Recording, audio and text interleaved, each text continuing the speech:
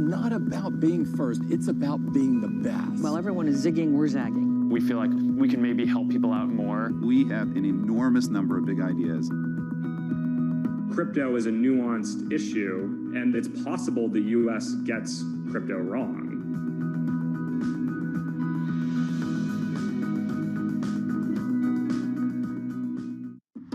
Countries that entered this crisis with limited fiscal space, with more vulnerabilities, need to be supported for the benefit of the world. The transparency of the debt burden for the poorest countries needs to be increased. There needs to be fuller disclosure.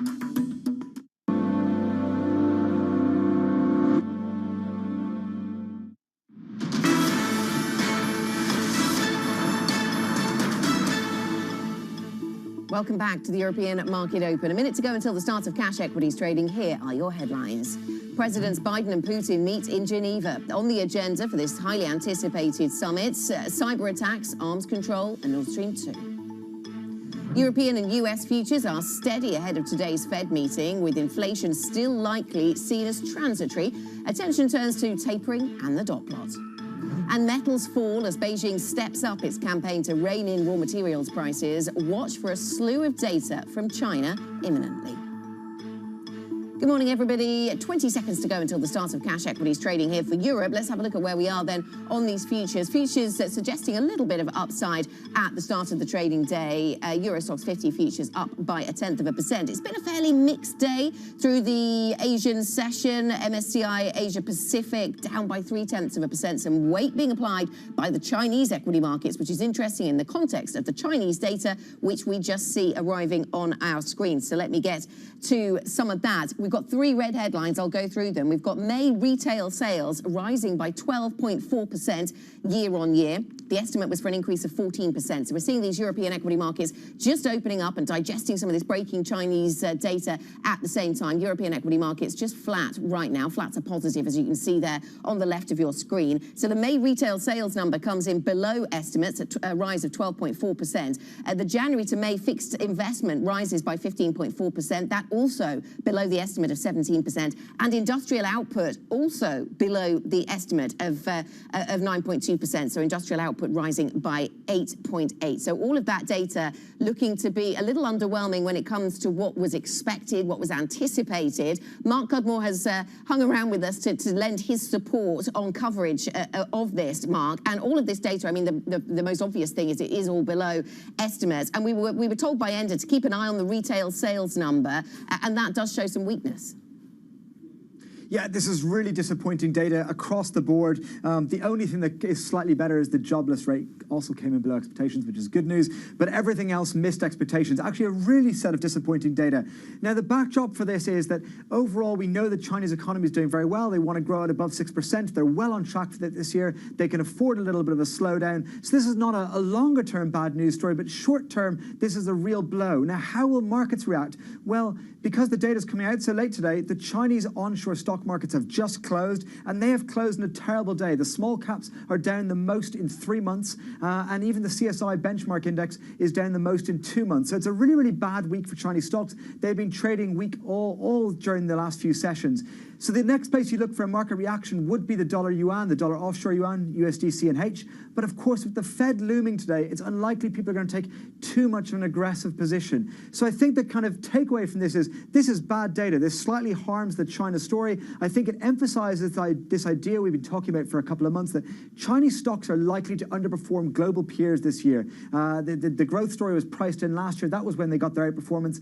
Now they're going to keep on underperforming. We've seen that this week. I expect that to continue for the next few months. And I think the yuan appreciation story might have stalled for now. We've probably seen the end of that for the next few weeks, the next couple of months maybe. Mark, thanks very much. Thanks for staying with us a little bit longer this morning to give us your thoughts on that Chinese data. Let's get the perspective of Brewin Dolphins Investments Director Janet Murray, who's also with us this morning. Janet, very nice to speak to you.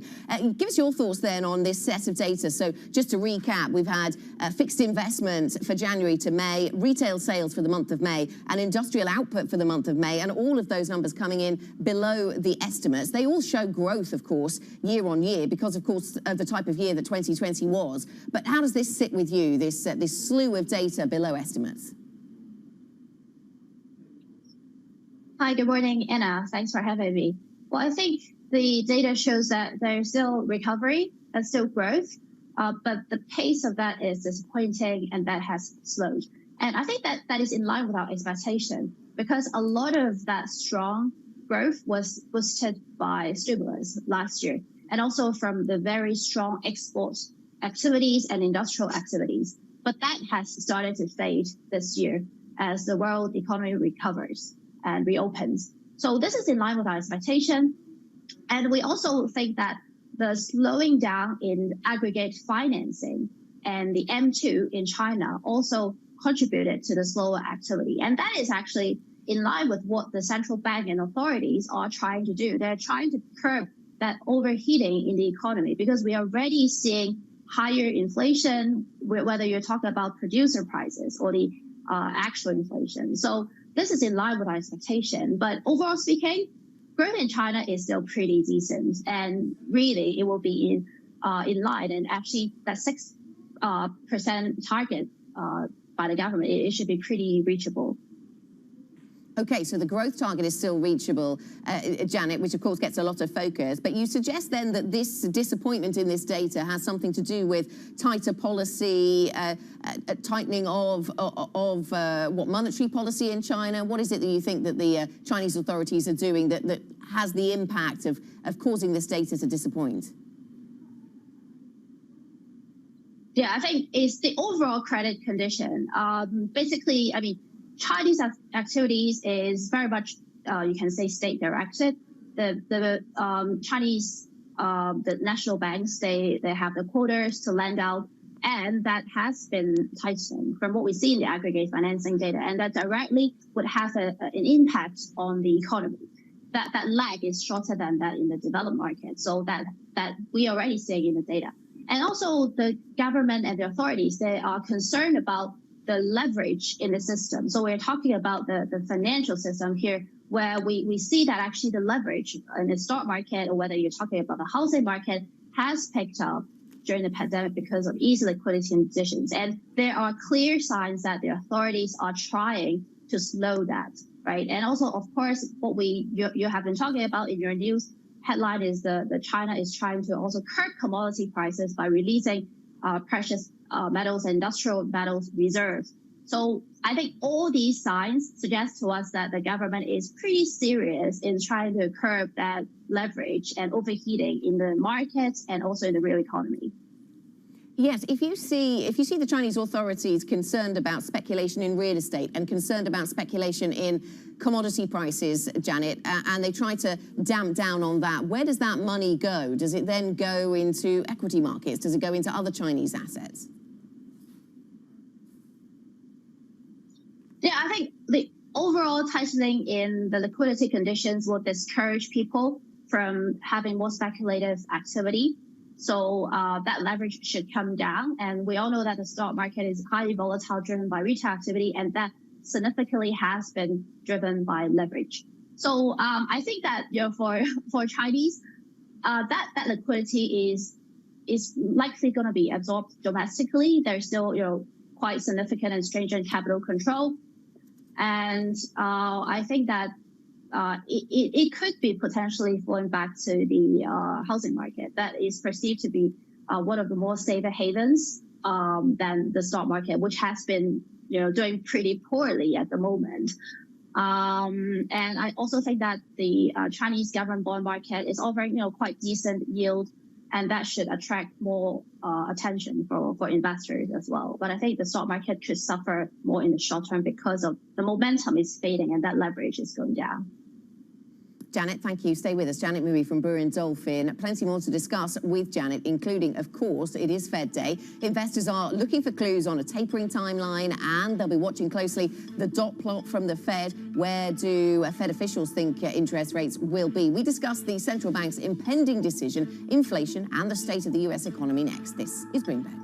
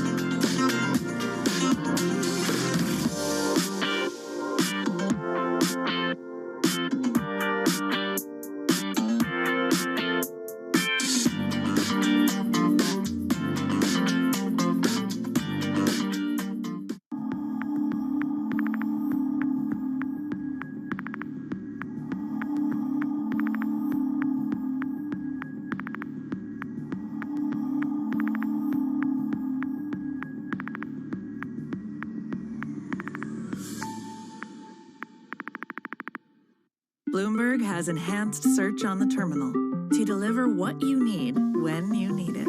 Now, you can simply type phrases in everyday English in the command line. Compare financials. Find people. Analyze markets. You can enter phrases or ask questions. What do you want to know today? Ask a question or visit SearchGo to find answers now.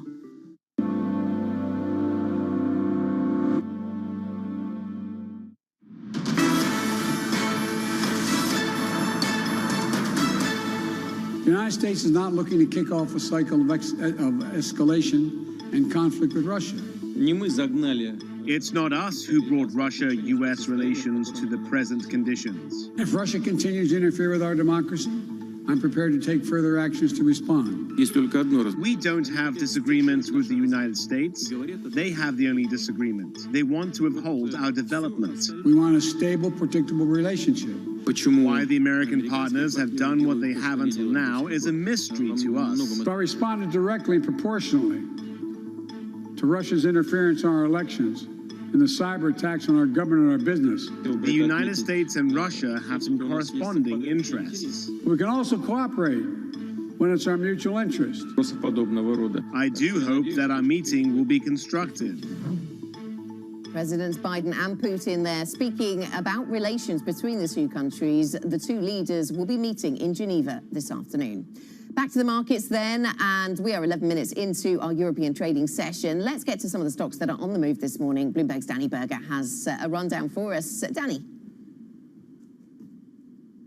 Anna, I've got CD Projekt up on top for us again. It's continuing its streak of really the most volatile stock in the Stock 600. Yesterday, we talked about how there were hints that it would return to the Sony PlayStation Store. Well, we have confirmation that indeed its game Cyberpunk is going to be able to be purchased for those who have PlayStations again. It was removed last December. There are a lot of glitches, a lot of user complaints. Well, it's going to be reinstated on June 21st. SAP also falling slightly. It had fallen more at the open, but falling in sympathy with Oracle, who disappointed on its cloud sales as well as just overall forecast for earnings. SolarPack, a tiny company with a huge jump. EQT is buying this solar factory maker and developer, and it does maintenance on them as well. It's buying them at a 45% premium in all cash, so those shares jumping massively thanks to this take private.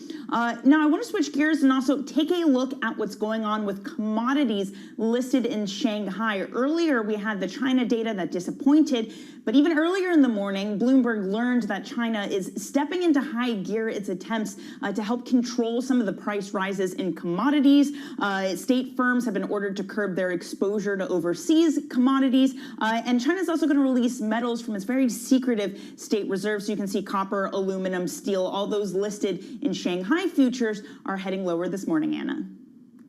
Danny, thank you very much. Danny Berger with a look at some of the stocks on the move and indeed commodities on the move today. Let's get back to one of our top stories, and that is around the Fed. Investors are on wait and watch mode for clues about when the central bank will start tapering. We'll be watching the dot plot, of course, and whether there will be a shift to the more hawkish side. Janet Mui from Brewin Dolphin is still with us. And Janet, I'm drawn to a piece by one of my colleagues on the Markets Live blog, Laura Cooper. It says the Fed won't be the big bad wolf for Goldilocks markets yet. Is that your expectation going into this, that now is just too soon for the big bad hawkish wolf, I suppose, to take away the punch bowl from Goldilocks? Yeah, that is our expectation. We think that the Fed will continue to look through the higher inflation because a lot of that component that drive inflation in recent months are related to the reopening reopening and the also supply shortages, which could prove to be more temporary in nature. So I think the Fed is likely to look through the higher inflation. And we also saw, some disappointment in the job data. I mean, job market is recovering for sure, but they're disappointed. And so the Fed is going to take into account of that. And also what we are seeing in the recent data is that there seems to be some peaking in the momentum in a number of data that we are reading. For example, home builder confidence, retail sales, etc. So all these, if you take it into account, there's really no urgency to change their policy stance at the moment. And that is what they have been signaling. So we don't see that they change that stance in June, but of course, a lot of that expectation is very dovish for markets, as you can see from the movements in the bond yields and the break-evens. So that may well be a surprise if they do sound a bit more hawkish than expected.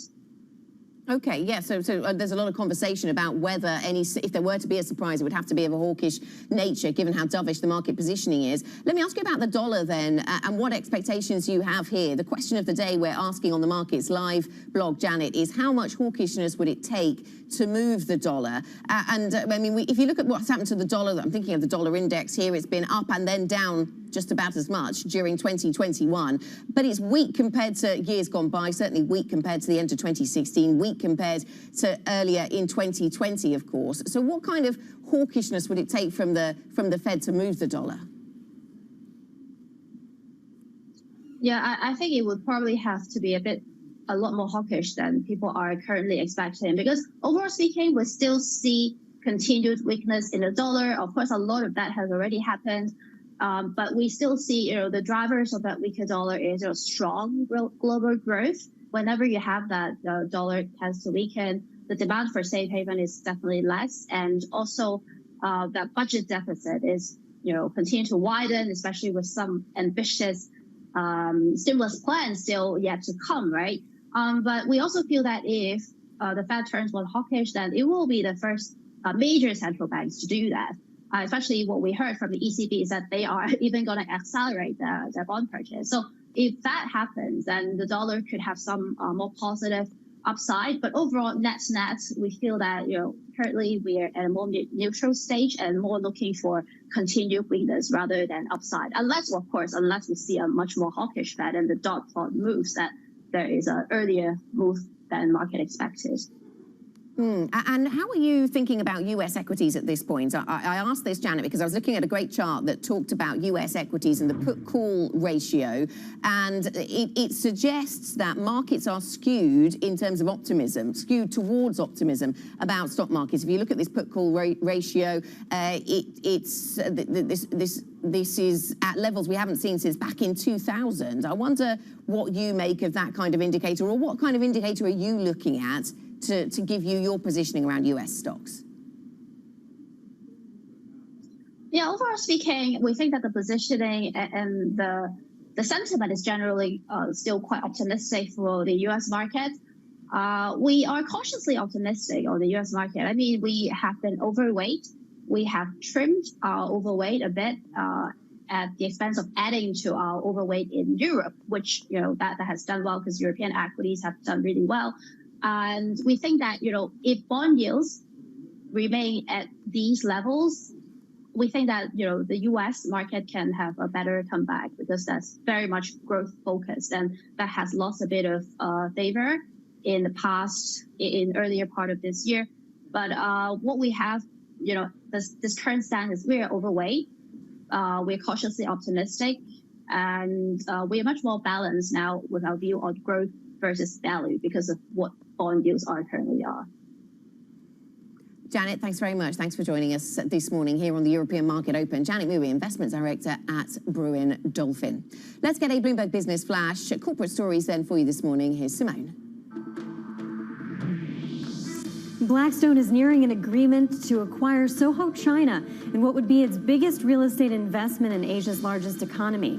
This, according to people familiar with the matter. The private equity firm could announce the $3 billion deal as soon as this week. American Express plans to have most U.S. and U.K. employees work in the office just Tuesday through Thursday with a permanent work-from-home option for Mondays and Fridays. The firm will invite more staff back on September 13th with plans to fully adopt the new schedule on the week of October 4th. Citigroup CFO Mark Mason has signaled that revenue from the bank's trading operations will likely fall by around 30% from a year ago. This as Wall Street braces for the recent pandemic-driven boom to run out of steam, a day after JP Morgan's Jamie Dimon warned about the trading boom slowing as well. Investment banking revenues are likely to be down in the low to mid single-digit range. We do see strong M&A performance, and we do feel good about the pipeline and the dialogue that we're having in investment banking. That's your Bloomberg Business Flash. Anna, trading boom not necessarily continuing here. Yeah, Simone, thank you very much. Not the first bank to say so. And as Danny said earlier, maybe not the last. Simone Foxman there with the Business Flash.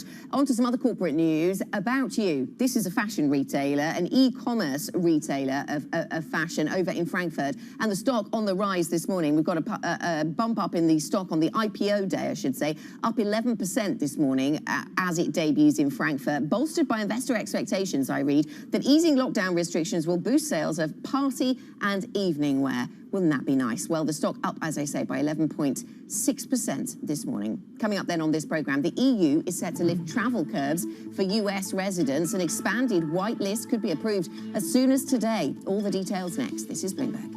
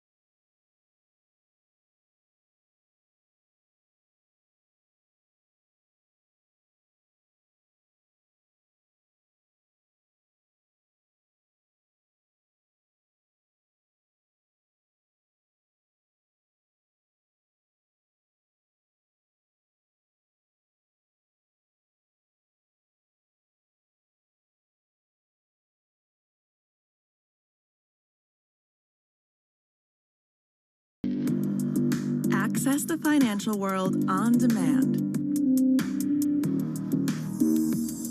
Hear from leading economists, policymakers, and industry experts via live and on-demand webinars, only from Bloomberg. Start exploring to see what's moving the markets. Visit Bloomberg.com/webinars. Wednesday, the Fed decides.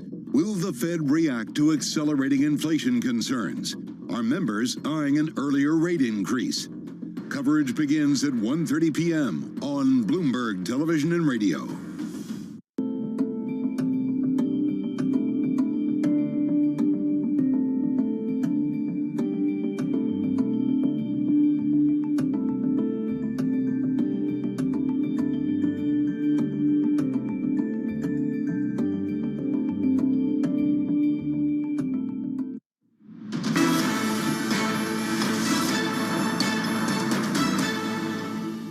Welcome back to the European market open. 23 minutes into a trading session that looks broadly positive, apart from the Xetra DAX, where we see a little bit of weakness coming through. The DAX just to the downside, but elsewhere, the FTSE 100 in particular up by 0.4%. Now, the EU is set to lift travel restrictions for US residents and a number of other countries, including Hong Kong and Saudi Arabia, as soon as today. They'll be added to a white list, which will allow non-essential travel to the bloc's 27 member states without the need to quarantine. For more on this, Bloomberg's Charlotte Ryan joins us now. Charlotte, good morning. So what are we expecting then? Good morning. So yeah, we're expecting the EU to add quite a few countries to their whitelist potentially today. And obviously the most significant of those is the US. And what that will mean is that people from those countries will be able to travel to anywhere in the EU, because there are already some member states that allow vaccinated Americans to visit. But this would be kind of an expansion so that Americans can go anywhere in the bloc. And it also means that it's not dependent on vaccination status. I remember from time as an aviation analyst, Charlotte, the importance of transatlantic travel in terms of profitability for certainly some airlines. That sort of underlines, I suppose, the significance of this move. Yeah, exactly. I mean, the transatlantic market is the biggest international travel market by capacity, and it is also very profitable for airlines, partly because we have these transatlantic partnerships between airlines on each side that kind of allow them to move further into Europe and further into the US. And a lot of airlines have really been suffering as a result of that transatlantic corridor effectively being closed. But yeah, it's worth pointing out this is kind of a partial reopening, because on the US side, there are still restrictions. So in order for this to be fully reopened, the US would have to go ahead and lift those restrictions on the EU as well. But certainly it will be positive news for major airlines on both sides of that travel corridor.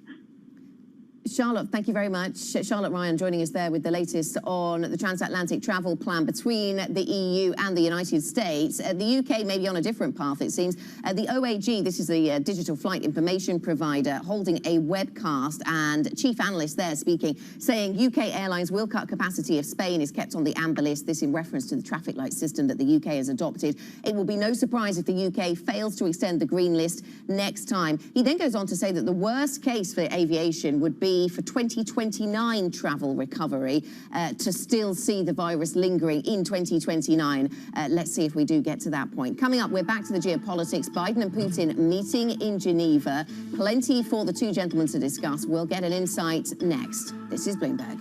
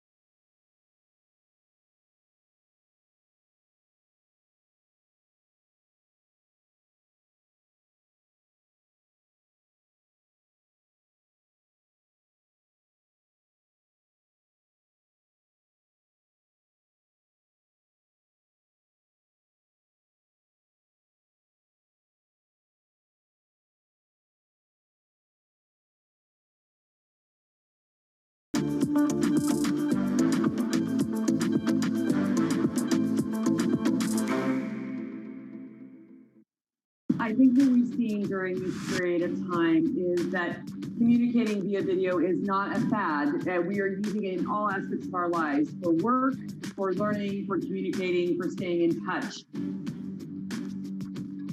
This is a market that over the past few weeks has made it clear it wants to go higher. It got a little spooked by the idea that geopolitical tensions are rising.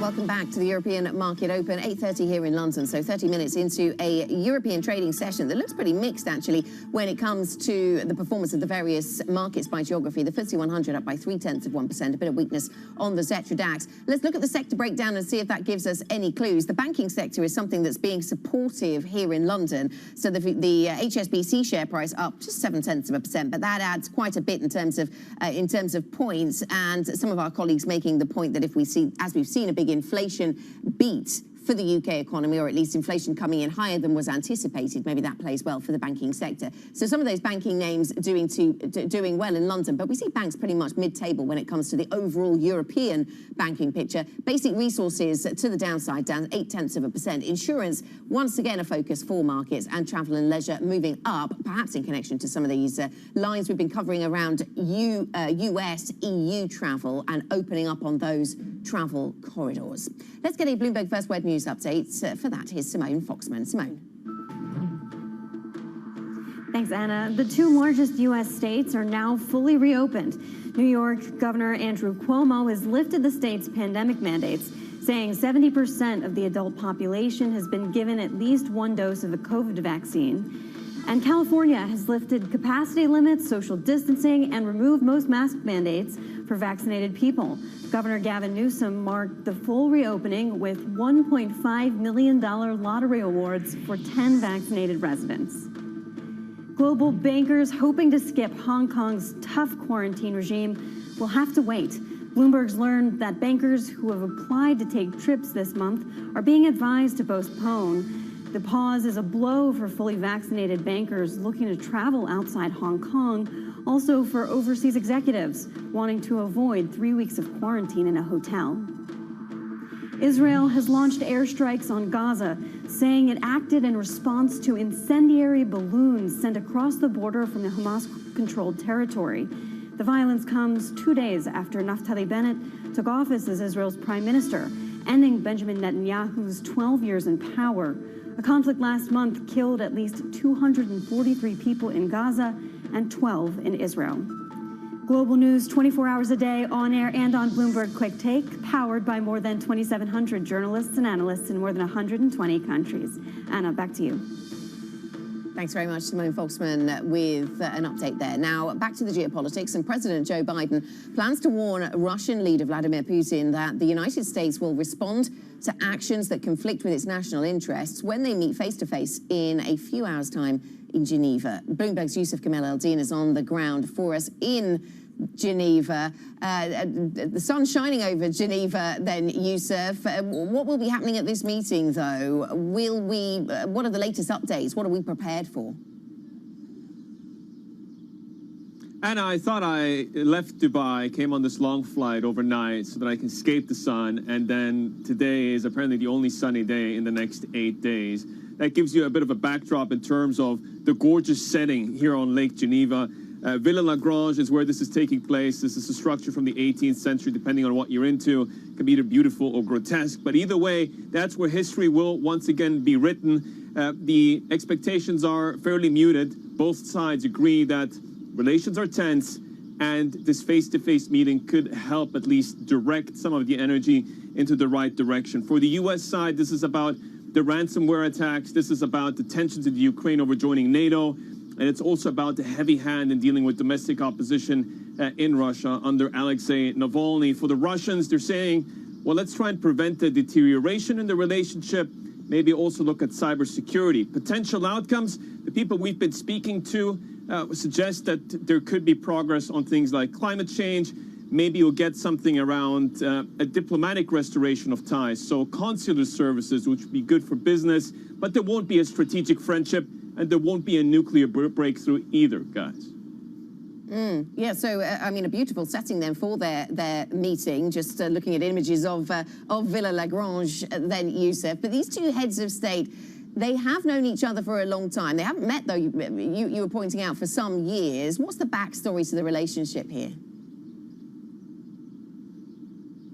Well, it's fascinating. The moment you arrive at Geneva Airport and you see the planes from the Russian side stacked and you see the planes from the American side stacked, and, you know, the average passenger tries to find a little spot in between. But it is all about a show of force and a show of power on the scene of global diplomacy. The last time they met was in 2011. Very different world, not just in terms of geopolitics, but also in terms of Putin being the prime minister of Russia at the time and Biden being the vice president in the United States. Both of them have a lot of foreign policy experience. So this is not going to be likely a remaking of the Kennedy-Khrushchev showdown back in the early 60s, because both of these could be considered heavyweight contenders in the showdown this morning. Confrontation, but no lunch is how the New York Times is phrasing it. Anna? No lunch. That seems to be important. Seems to have caught a lot of people's attention. Youssef, thank you very much. Youssef Gamil Eldin in Geneva. Thanks very much for joining us. Let's get more on this summit then and speak to Elizabeth Braw, resident fellow at the American Enterprise Institute. So, Elizabeth, lend us your expertise then on this summit as we wait to see it take place in Geneva. Biden meets Putin for the first time in their current roles. Do you think expectations are low? Should expectations be low for what these two will actually achieve? Well, the expectations seem to be so low that what's highlighted is the fact that the sun is out in Geneva, which is really setting the bar very low. So the point is that it makes sense for both sides to set the expectations low, because there are so many areas of disharmony between these two countries. But they also want to achieve something, because it's in nobody's interest that the confrontation escalate, which is the risk at the moment. I think what we should hope for and what we can hope for in this meeting is that the two leaders establish some sort of rapport which will help these countries prevent a misunderstanding that could have really dangerous consequences. One of the most contemporary or current concerns that the US administration will be bringing with it, Elizabeth, is around cyber attacks and its belief that there is Russian involvement here. How much progress can be made on a subject like that, though? That is a very tricky area, because, as we know, some cyber attacks can be attributed to hostile governments. Many cannot, and there may not even be a trail that could link them. It's just a matter of a country hosting criminal gangs that engage in cyber attacks, which seems to have been the case with the Colonial Pipeline attack that brought down U.S. motorists a few weeks ago, and also with the JBS attack on the JBS meat processing company. So it's really tricky, but that's why we shouldn't expect any outcomes. But we should expect these two countries, and especially President Biden, to press President Putin on the fact that the U.S. has ways in which it can respond to Russia, not obviously by hiring criminal gangs to engage in aggression against Russia, but it can, for example, limit the flow of money out of Russia into Western major cities such as New York and London, and that would hit the Russian elite quite badly. Why do you think the United States is keen to have this meeting, Elizabeth? One of my colleagues, Mark Champion, writing about how Russia has, under President Putin, supported a number of strongmen, befriended a number of strongmen, and in some cases managed to be very instrumental in saving their political fortunes. I'm thinking of Syria, of course, al-Assad, Maduro, Lukashenko. Does this role that Russia is playing here enable it to get FaceTime with the American president? What do you think is the role of Russia's support for those regimes in all this? Yeah, we shouldn't forget Kim Jong-un in this equation either. The point is that the US at the moment needs Russia. Why does it need Russia? Because China is it's a bigger adversary, it's a more complicated adversary, because the entirety of Western economies is connected to China in a way that it's not with Russia, and Russia is, as we know, a much smaller economy anyway. So the US needs to tackle Russia.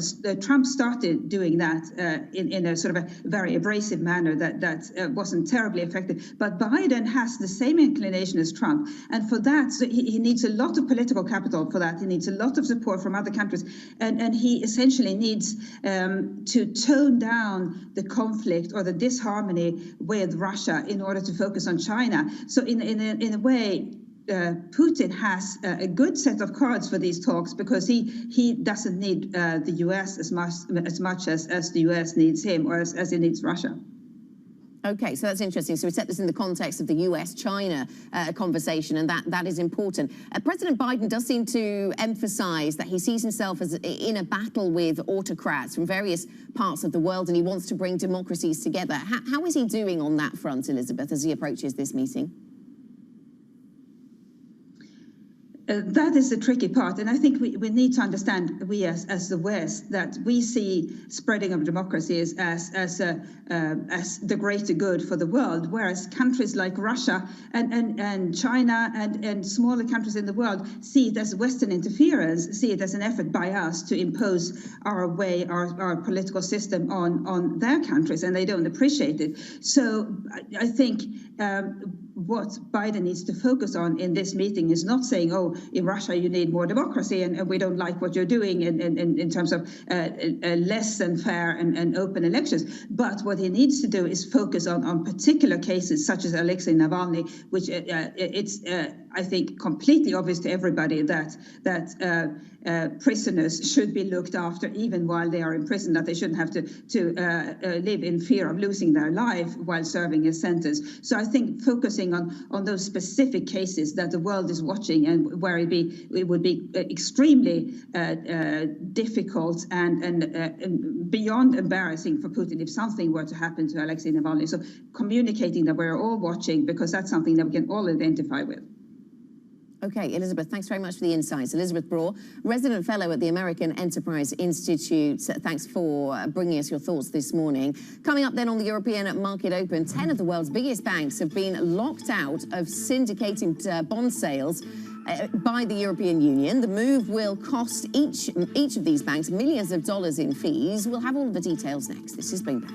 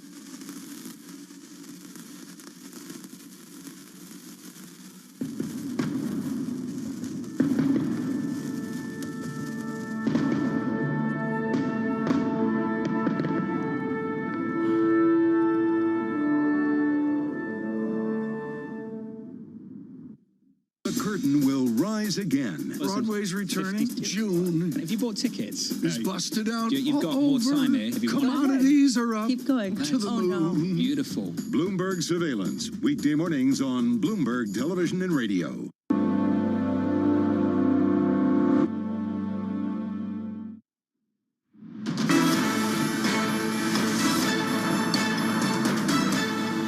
Welcome back to the European Market Open. Wednesday session, 44 minutes of it under our belts, and we see moves to the upside in London, up by 0.3%. We're pretty flat on the Xetra DAX, a slight negative bias there. Now, 10 of the world's biggest banks have been frozen out of EU bond syndication, possibly costing them millions of dollars in fees. The move comes as the bloc assesses whether the banks have done enough to fix previous breaches of antitrust rules. Joining us now is Marcus Ashworth, Bloomberg opinion columnist.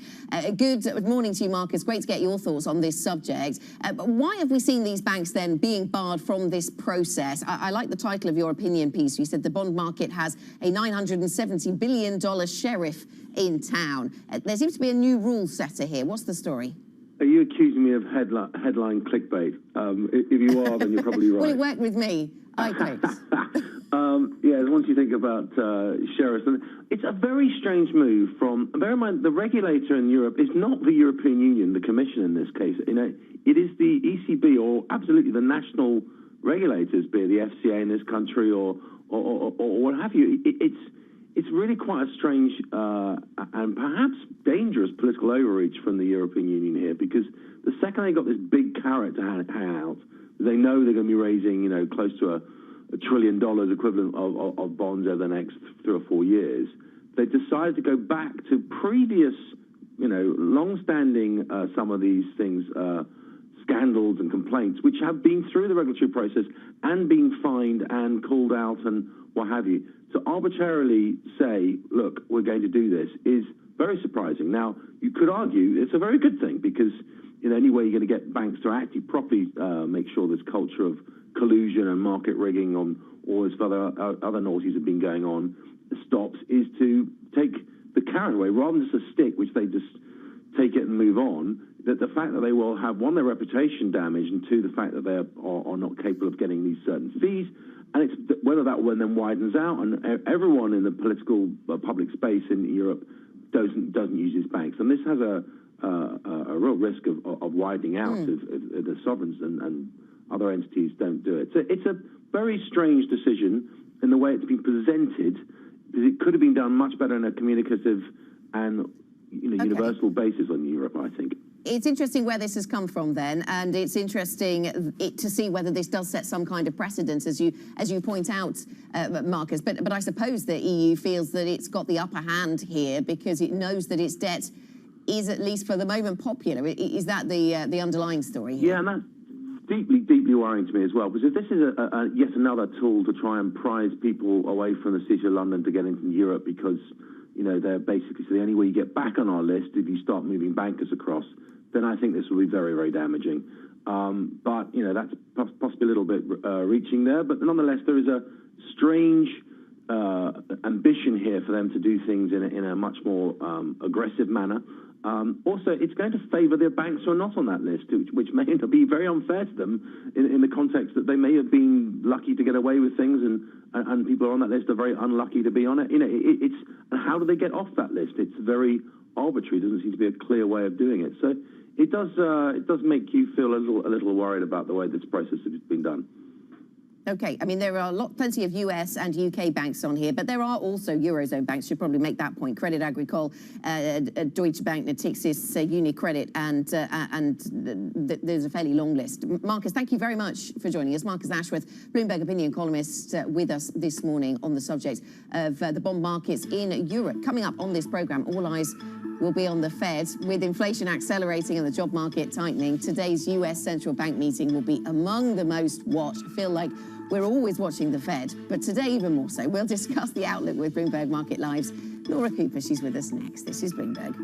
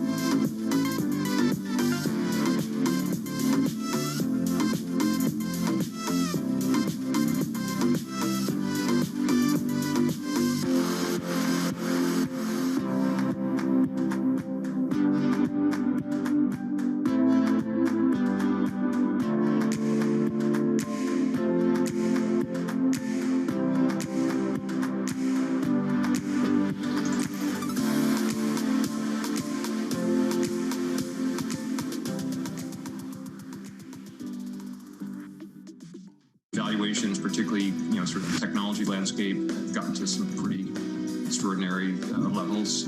So I think it's not a surprise. I don't think it's any indication of the beginning of the end, but I do think markets don't like uncertainty. Trading revenues coming in better than expected. Everything cash, $1.4 trillion of cash. One of the most notable aspects of this report that was stellar.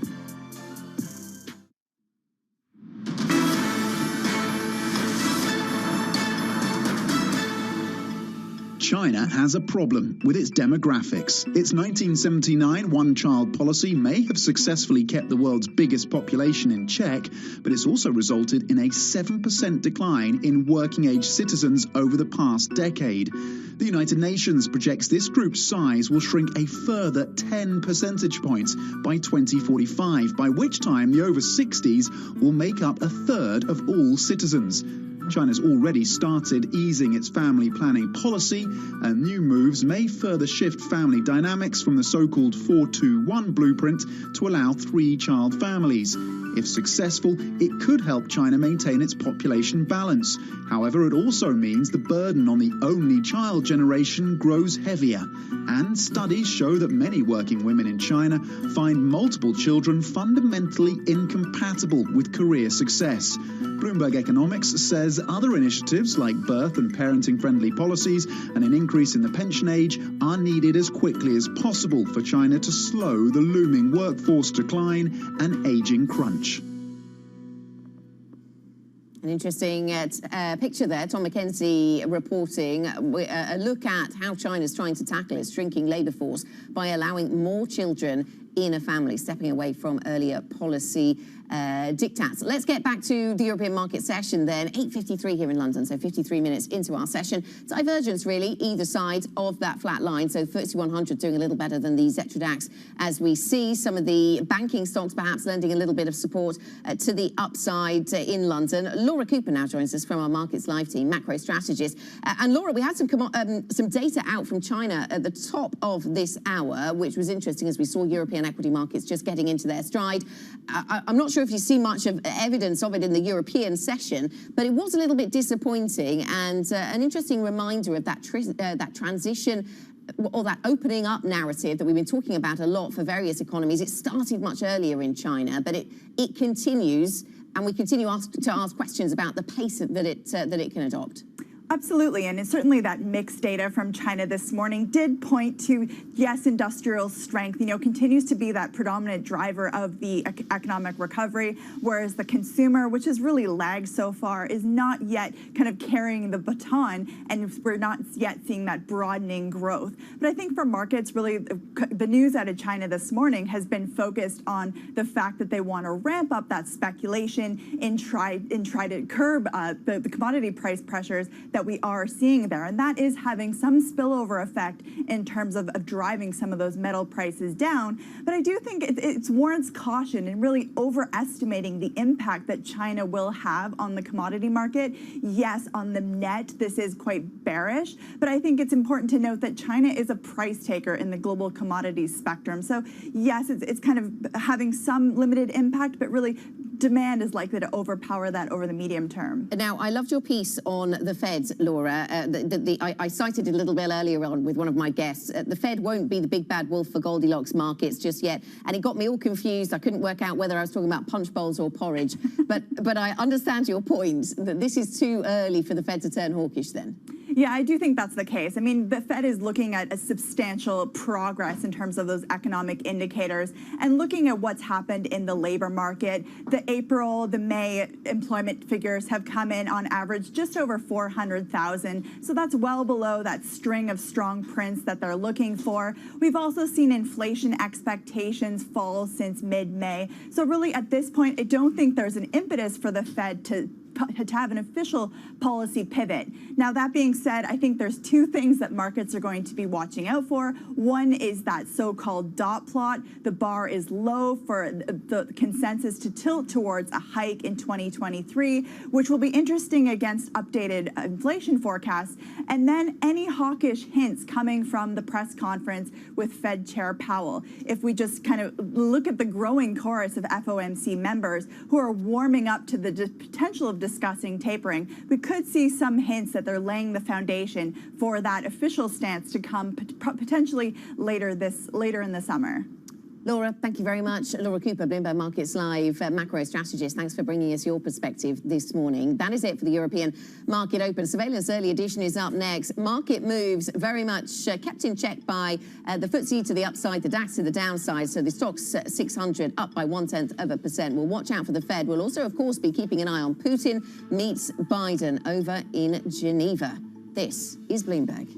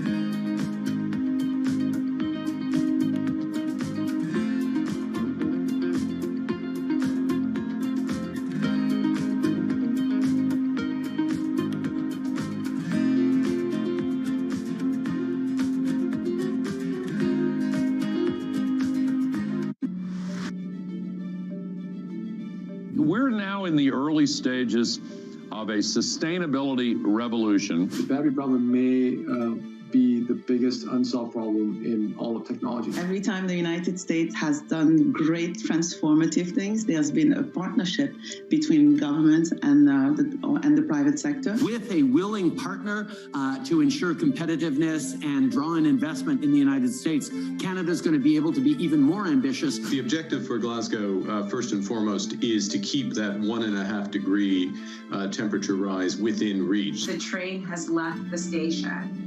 Investors care about it. People who work inside of corporate America care about these issues. And certainly we see that with just the broader community. There's not enough tax in the world for private sector to pay for all of this. It's going to have to be a public-private partnership. Bloomberg surveillance puts global markets into perspective. We're going to try to fold an economic theory here with what we've got.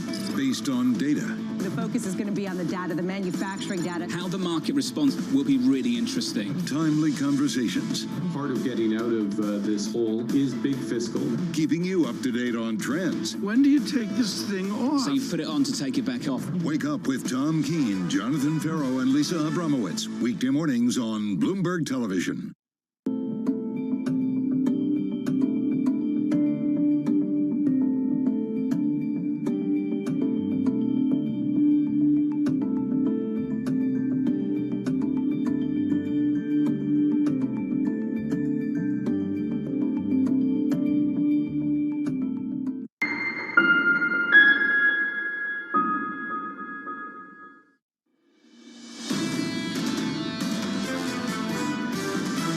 We move from litigation to cooperation on aircraft, and that after almost 20 years of disputes.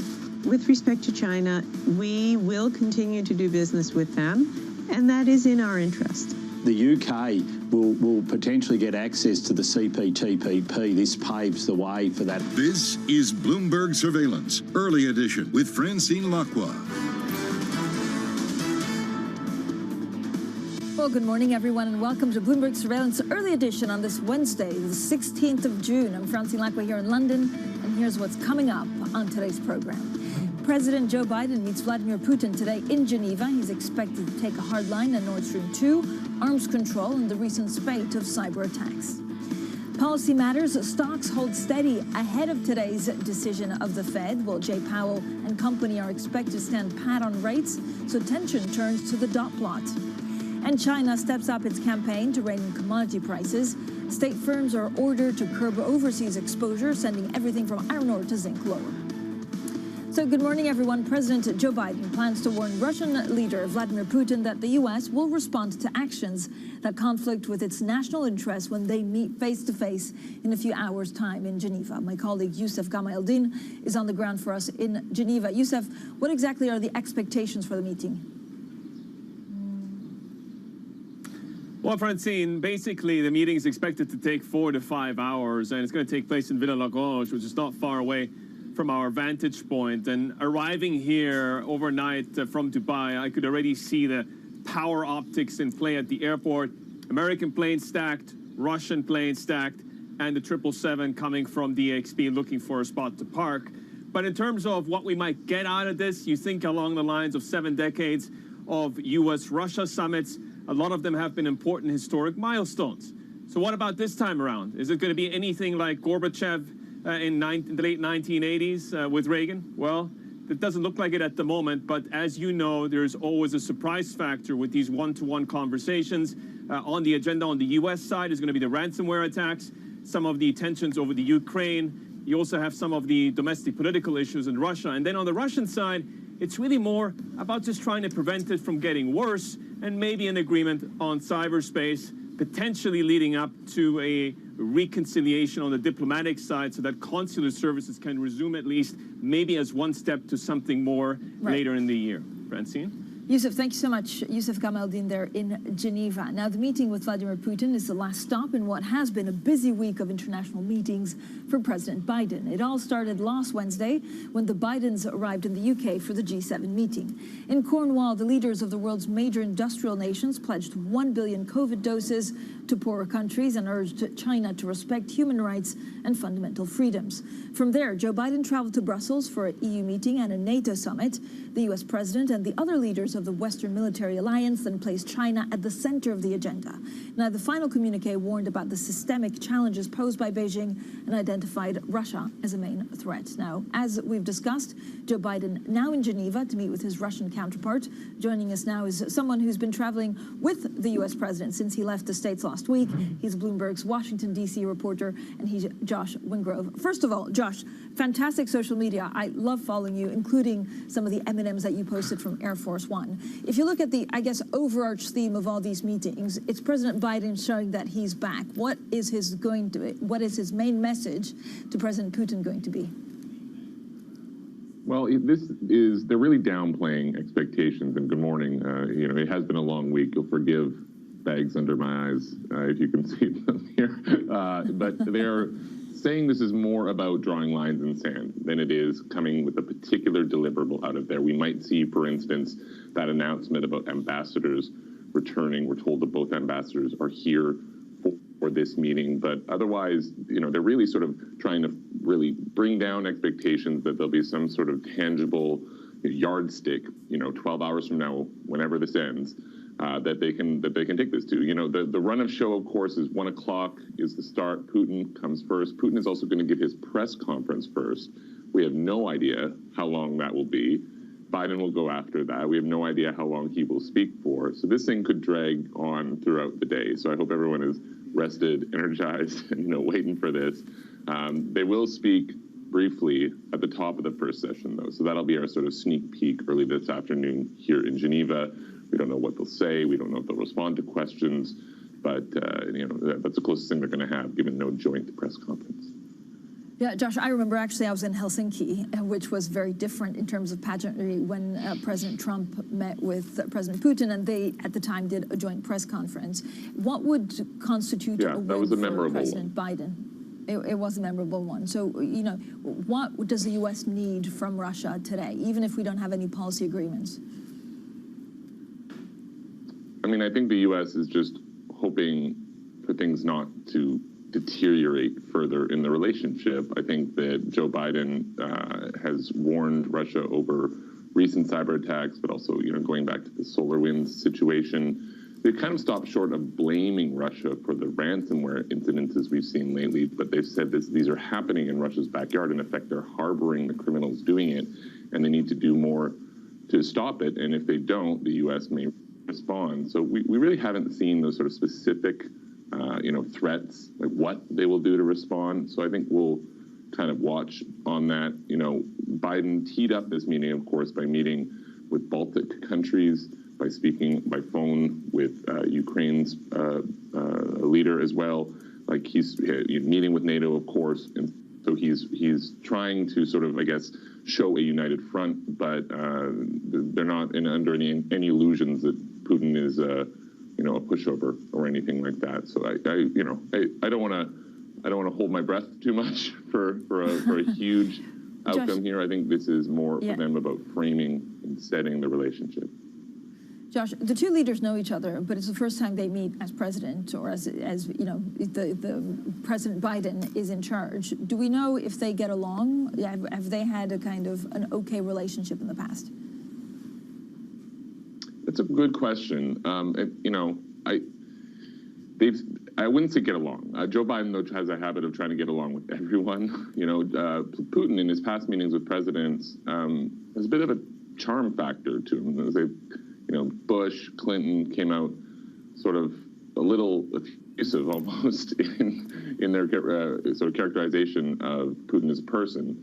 Biden is, I think, going in with a bit of a tougher edge on this, but he's one that is trying to bring bipartisanship back to Washington, which is a city that doesn't have a lot of that going around right now, and so I think he will try to be respectful, but he's not there to be friends, is what officials are saying. They're not trying to sort of have a warm, bubbly type of greeting relationship that they've had at the G7.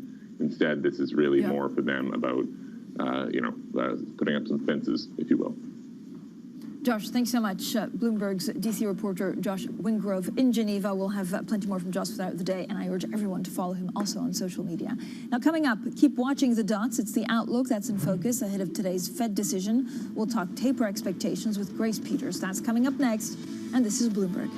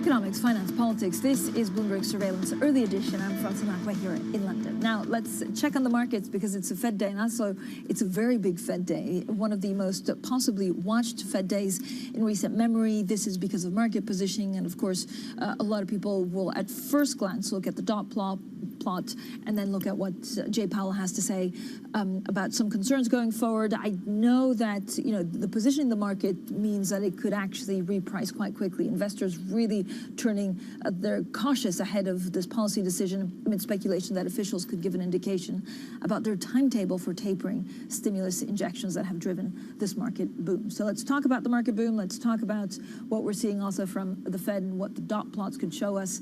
Joining us now is Grace Peters at JP Morgan Private Bank EMEA Head of Investment Strategy. Grace, thank you so much for joining us on a really big day. Is this possibly the most important Fed decision for Jay Powell's career? Indeed. I mean, there's so much hype around this because we're at the point where we're thinking about tapering, we're thinking about liftoff, which obviously speaks to the dot plot that you referenced, and on top of that, indicators around how the Fed's thinking about core PCE and also unemployment. So the things that we're going to be watching for specifically around tapering, we think that the Fed could introduce tapering, have a conversation around tapering, but we think that they're going to fall short of laying out a framework when it comes to exact timing and quantities when it comes to tapering those $120 billion of monthly asset purchases they're currently making. But certainly introducing it to the narrative, I think is the first step.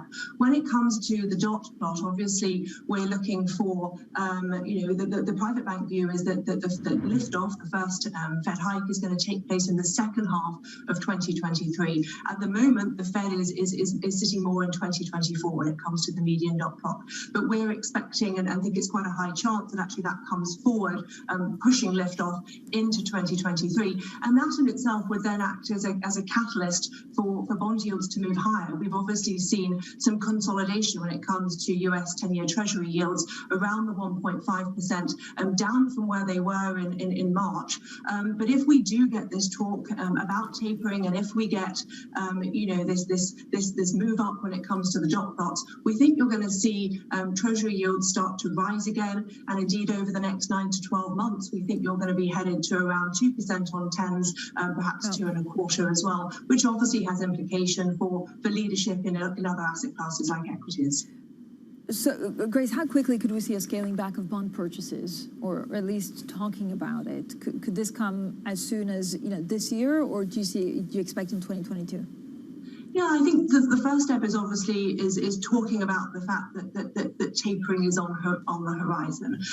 When it comes to actually when we think those purchases are going to be started and start tapering down, we think that's early 2022 when the process starts, and that process is likely to take about a year.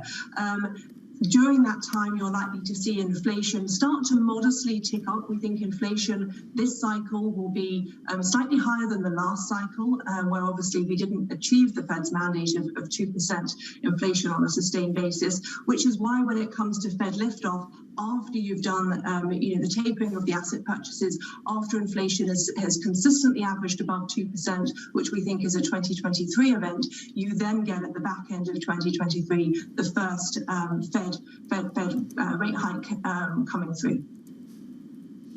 Grace, what exactly is priced in the market right now? So there's an expectation, you say, there's an expectation that dot plots probably move to the second half of 2023. There is, I guess, an expectation in the market that it will certainly be in 2023, although the precise time is not there. What's priced in? Yeah, I think at the moment, and we write about this a lot in our mid-year outlook that's just been published, you're at the crossroads where the world is shifting, particularly the developed world is shifting from early to mid-cycle. With that, you get growth fading in the second half of the year, and we've seen that coming through in the last month or so, some more patchy economic data, which is totally normal as you undergo this transition, and you get the pivot from central banks towards less supportive monetary policy. And I think that's why you've seen seen assets like US equities stalling over the last month or so as these things are digested, and the concept of peak data gets priced into markets in both equities and bonds.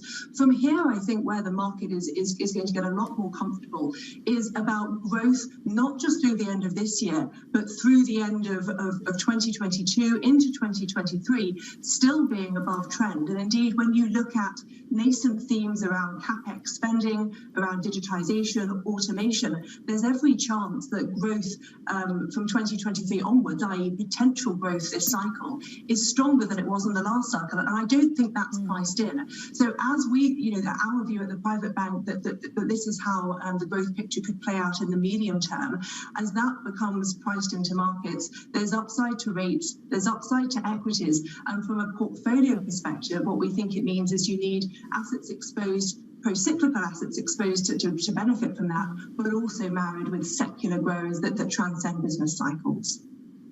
Grace, what do you do with commodities right now? So we also had the story about, Chinese authorities trying to curb some of the raw material price increases that we've seen and try to ease that. Is this maybe the biggest concern away from interest rates and central banks in the market? Well, commodities, actually, if we think about that barbell approach through this cycle of wanting to own assets that are pro-cyclical beneficiaries of above-trend growth and reflation, commodities fit into that. So we have quite an optimistic view of commodities, specifically oil, which is more of a pro-cyclical trade, but also copper, because when we think about the other side of that barbell, the long-term growth potential, the secular growers, copper is also a beneficiary, not just of the cyclical rebound, but also, it's employed a lot more when we think about electric vehicles, as well as the construction cycle. So we think that there is a space for commodities in the portfolio, both on the pro-cyclical side, but also more structurally as we go through the cycle and think about those long-term winners. Grace, thanks so much. Grace Peters, JP Morgan Private Bank EMEA Head of Investment Strategy. Now let's get straight to the Bloomberg First Word News. Here's Leanne Gerrans. Hi, Leanne. Hi, Francine. In the US, the two largest states are now fully reopened. New York Governor Andrew Cuomo has lifted the state's pandemic mandates, saying 70% of the adult population has been given at least one dose of a COVID vaccine. And California has lifted capacity limits, social distancing, and removed most mask mandates for vaccinated people. The governor, Gavin Newsom, is marking the full reopening with a lottery awarding 10 vaccinated residents $1.5 million each. Now, Mackenzie Scott is giving away another $2.7 billion to a variety of charities, bringing her giving so far to $8.5 billion. Scott, who holds a 4% stake in Amazon following her divorce from Jeff Bezos, wrote in a blog post that she is shedding a fortune that was enabled by systems in need of change. She added that it would be better if disproportionate wealth were not concentrated in a small number of hands. And Israel has launched airstrikes on Gaza, saying it acted in response to incendiary balloons sent across the border from the Hamas-controlled territory. The violence comes just 2 days after Naftali Bennett took office as Israel's prime minister, ending Benjamin Netanyahu's 12 years in power. Last month, the conflict killed at least 243 people in Gaza and 12 in Israel. Global news 24 hours a day, on air and on Bloomberg Quick Take, powered by more than 2,700 journalists and analysts in more than 120 countries. I'm Leanne Gerrans. This is Bloomberg. Francine. Leanne, thank you so much. Now, coming up, Citi joins JP Morgan in warning on a hit to trading revenue. More on that banking story next with our Danny Berger. This is Bloomberg.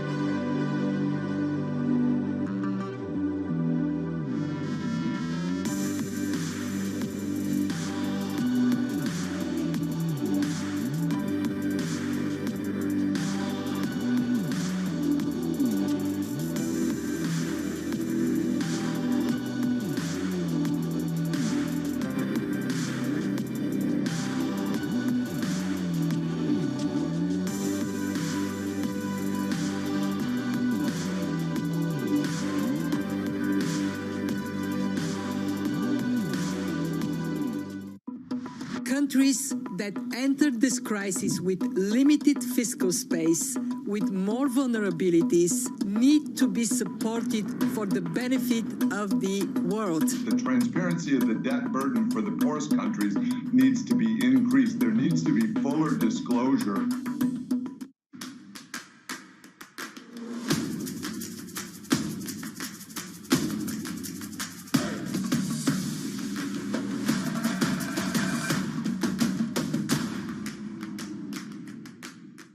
It's really a reminder, isn't it, just how sensitive the markets are to any commentary about trade. We did see some pressure on the yuan, we did see some pressure on the futures. That is now being reversed.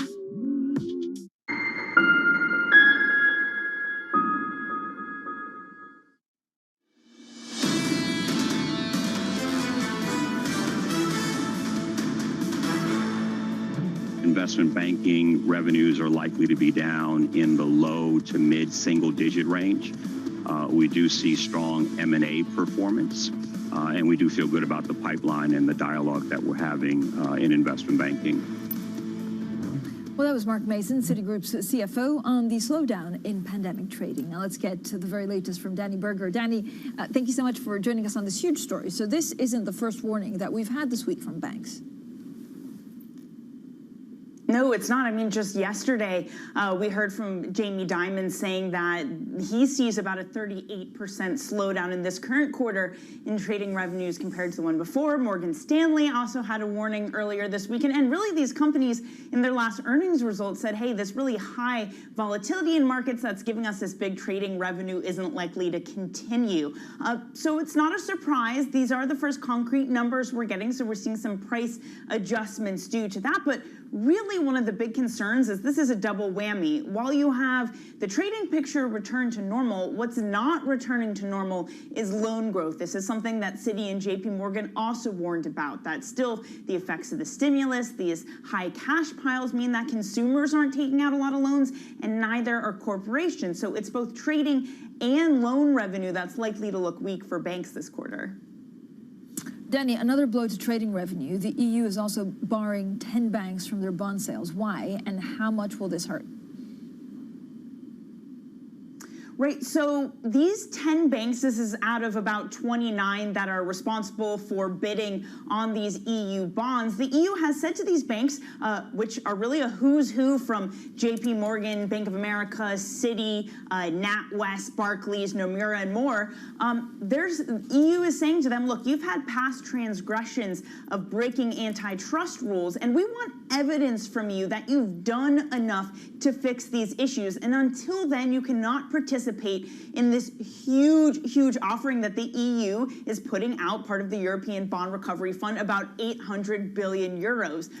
This isn't likely to make or break these years. In total, this is a pretty small percentage of trading revenue for these banks, but just in terms of European issuance, this is about 10% of revenue for these banks. So, you know, it could snowball if they can't get included again in these bond offerings, Francine.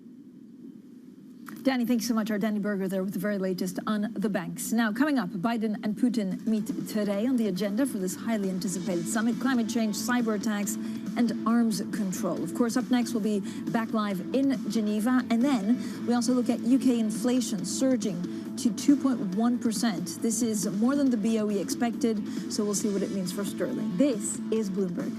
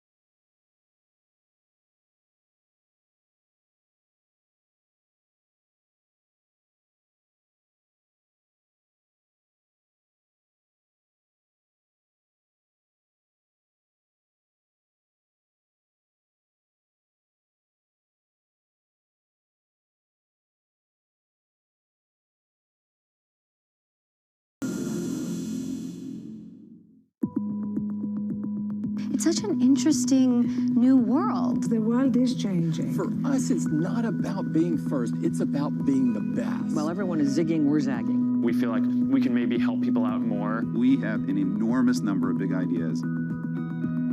Crypto is a nuanced issue, and it's possible the U.S. gets crypto wrong.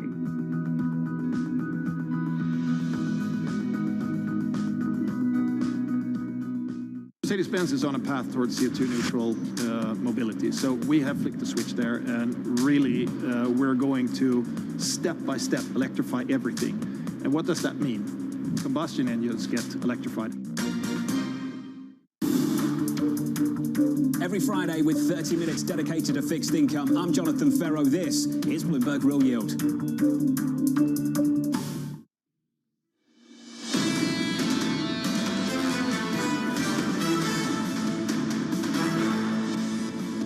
President Joe Biden meets Vladimir Putin today in Geneva. He's expected to take a hard line on Nord Stream 2, arms control, and the recent spate of cyber attacks. Now, policy matters. Stocks hold steady ahead of today's Fed decision. Jay Powell and company are expected to stand pat on rates, so attention turns to the dot plot. And China steps up its campaign to rein in commodity prices. State firms are ordered to curb overseas exposure, sending everything from iron to zinc lower. Good morning, everyone. I'm Francine Lackway here in London. Welcome to Bloomberg Surveillance Early Edition on this Wednesday, the 16th of June. Now, we're just getting some breaking news on the ECB. This is a very nice Bloomberg scoop from, of course, our team over in Frankfurt covering the ECB. Now, this has to do with banks, so let's see if there's an impact on banks. We understand that the ECB is poised to extend the bank capital relief by 9 months. So what this means is that basically they want to ensure that lenders keep supplying credit to the economy. This is according to people familiar with the matter that have been speaking to Bloomberg. Now, the ECB's supervisory board plans to allow lenders continue to exclude deposits held at central banks when calculating their leverage ratio until March next year. The measure still needs approval from the ECB's governing council to take effect, according to these people, but it is having a bit of an impact, tiny bit of an impact, actually, on some of these banks. On to our other big story, and President Joe Biden plans to warn Russian leader Vladimir Putin that the U.S. will respond to actions that conflict with its national interests when they meet face-to-face in a few hours' time in Geneva. Now, in recent months, both presidents have spoken about relations between the two countries, and here are some of the highlights. The United States is not looking to kick off a cycle of escalation and conflict with Russia. It's not us who brought Russia-U.S. relations to the present conditions. If Russia continues to interfere with our democracy, I'm prepared to take further actions to respond. We don't have disagreements with the United States.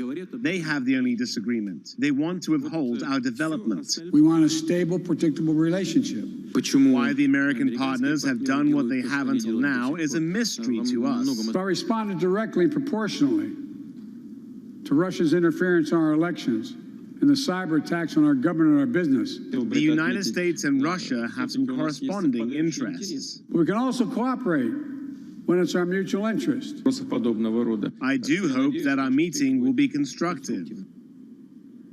Yusuf Gama-Eldin is now on the ground for us in Geneva. So, Yusuf, what exactly is the latest? Well, Francine, we're just moments away then from the beginning of the highly anticipated meeting between Biden and Putin. And if there's any indicator on the level of tension as we go into these rooms and discussions, it's not just what you just played out in terms of highlights of comments in the run-up, but it's the very fact that on a beautiful day like this on Lake Geneva, they're not willing to share a meal, they're not going to have breakfast, they're not going to have lunch, and they're not going to have dinner. So not only are the press conferences going to be separate, but also the meetings throughout the day. Both teams are highly visible in terms of the supportive functions that are going to try and set the scene before the actual meeting between Mr. Biden and Mr. Putin. But at the moment, Geneva very quiet as we count down to that moment. So the two heads of state actually know each other, but this was, this is the first time that they meet since Biden became president. Do we know that if they get along? Do we know if in the past they've had, very stark differences? Well, the animosity between the two is no secret. And the last time they met is actually a long time ago, 10 years ago, in a very different world geopolitically. and they were doing different things. Well, a little bit different, let me put it that way. So Putin was the prime minister at the time of Russia, and Biden was the vice president of the United States. But in the run-up to this, then, quite a few barbs that are being exchanged. Is this going to be a remake of the kind of meeting that we had in the early 60s between Khrushchev and Kennedy? No. They both bring a lot of foreign policy experience to the table, and both of them want to come out as winners. But to the delight, perhaps, of a world watching in anticipation, probably can only be one at the end of the day. Francine? So how is Biden's meeting with Putin being perceived in the U.S.? Quite a bit of criticism coming through from U.S. policymakers, specifically the Republican side, of course. They're looking to score points on this. They're saying that Biden shouldn't be focusing on issues abroad. The real priority should be the challenges back home, a U.S. economy that's just beginning to recover from the COVID-19 impact, the problems at the border with Mexico, and so any potential mishaps are going to be easy meat, as it were, for domestic political consumption in the United States. Francine.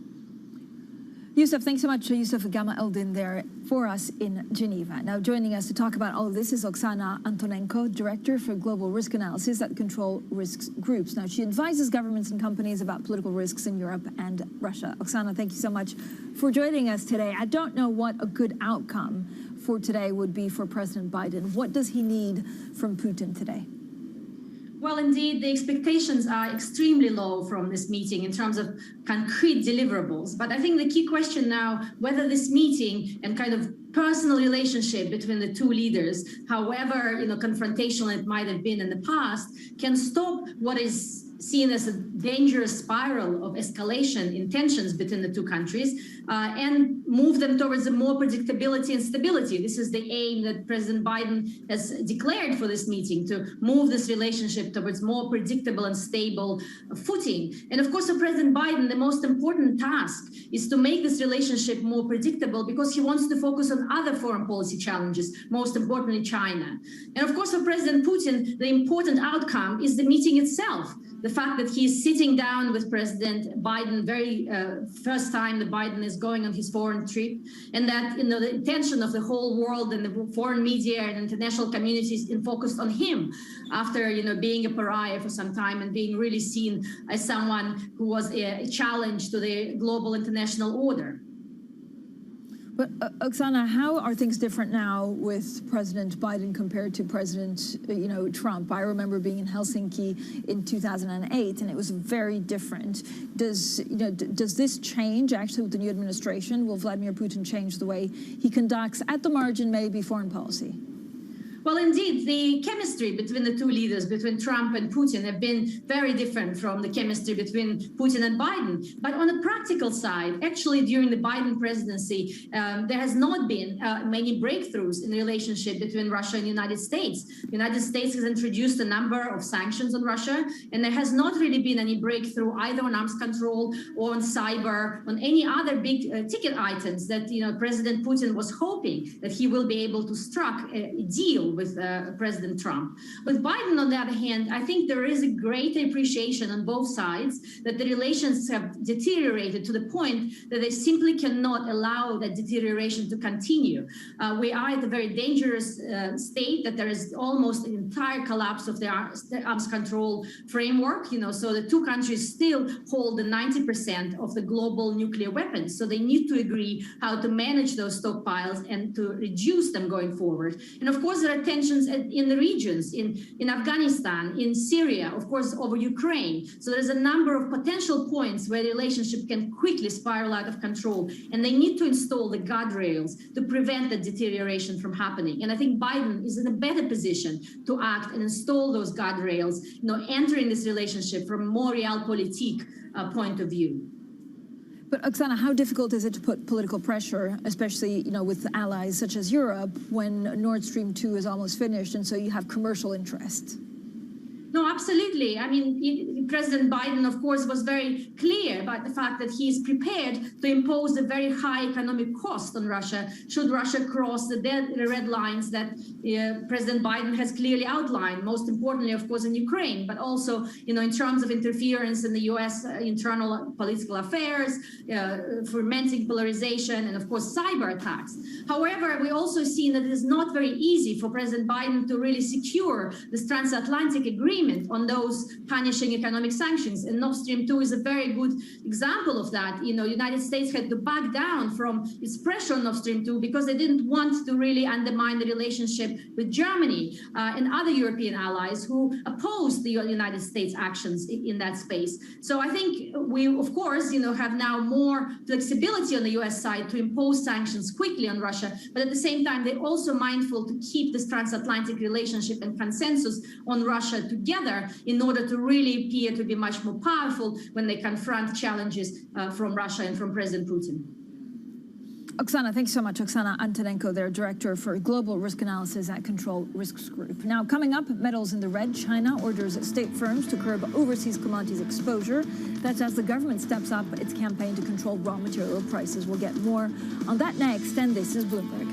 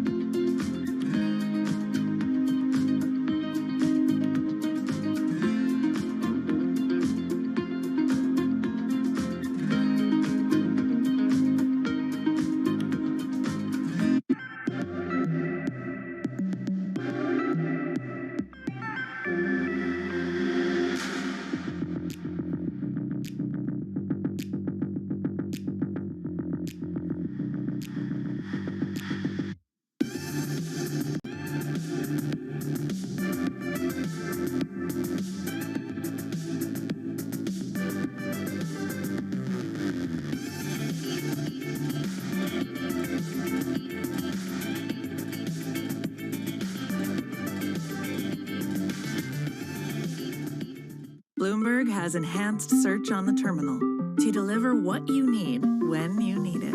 Now, you can simply type phrases in everyday English in the command line. Compare financials. Find people. Analyze markets. You can enter phrases or ask questions. What do you want to know today? Ask a question or visit SearchGo to find answers now.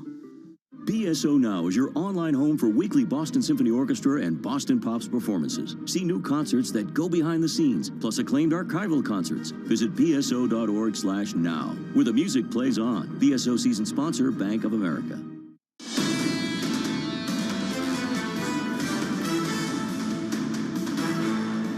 Economics, finance, politics. This is Bloomberg Surveillance Early Edition. I'm Francine Lacqua here in London. Now let's get straight to your Bloomberg Business Flash. Here's Leanne Gerrans. Hi, Leanne. Hi, Francine. Blackstone is nearing an agreement to acquire Soho, China, in what would be the biggest real estate investment in Asia's largest economy. That is according to people familiar with the matter. The private equity firm could announce a $3 billion deal as soon as this week. Now, American Express plans to have most US and UK employees work in the office Tuesday through to Thursday with a permanent work-from-home option for Mondays and Fridays. The firm will invite more staff back on the 13th of September with plans to fully adopt a new schedule the week of October the 4th.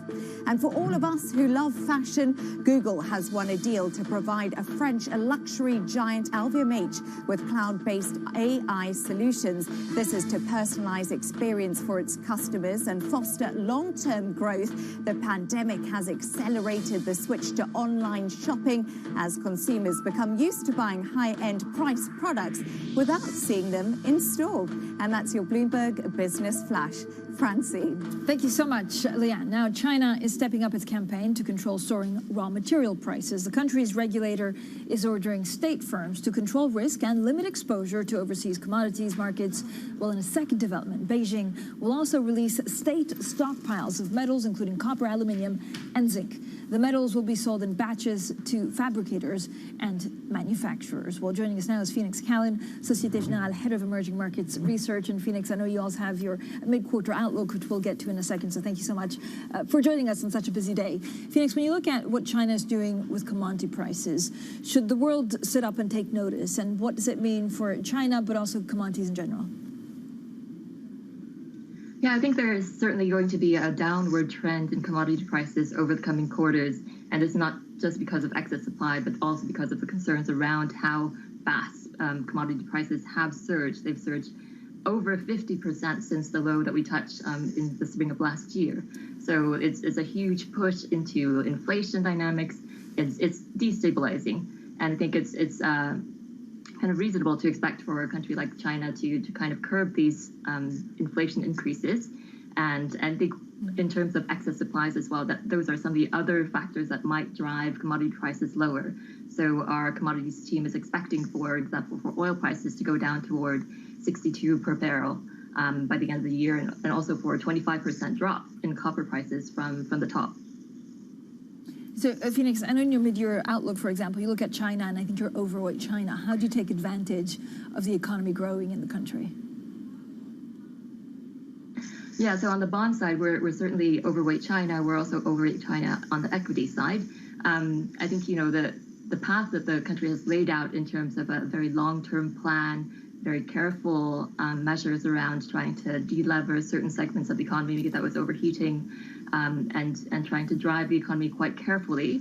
I think this is supportive, and it's going to be a stabilizing factor on the capital outflows and inflow situation. So I think, you know, over the medium term, we might see a bit more of measures around the currency to try to curb excessive CNY appreciation, and try to limit the possibility of too much inflows into the economy. That might be stabilizing, especially when we do have external shocks. So I think that the growth picture is still quite benign. We're still expecting to see strong underlying momentum, especially as the economy emerges from various COVID restrictions.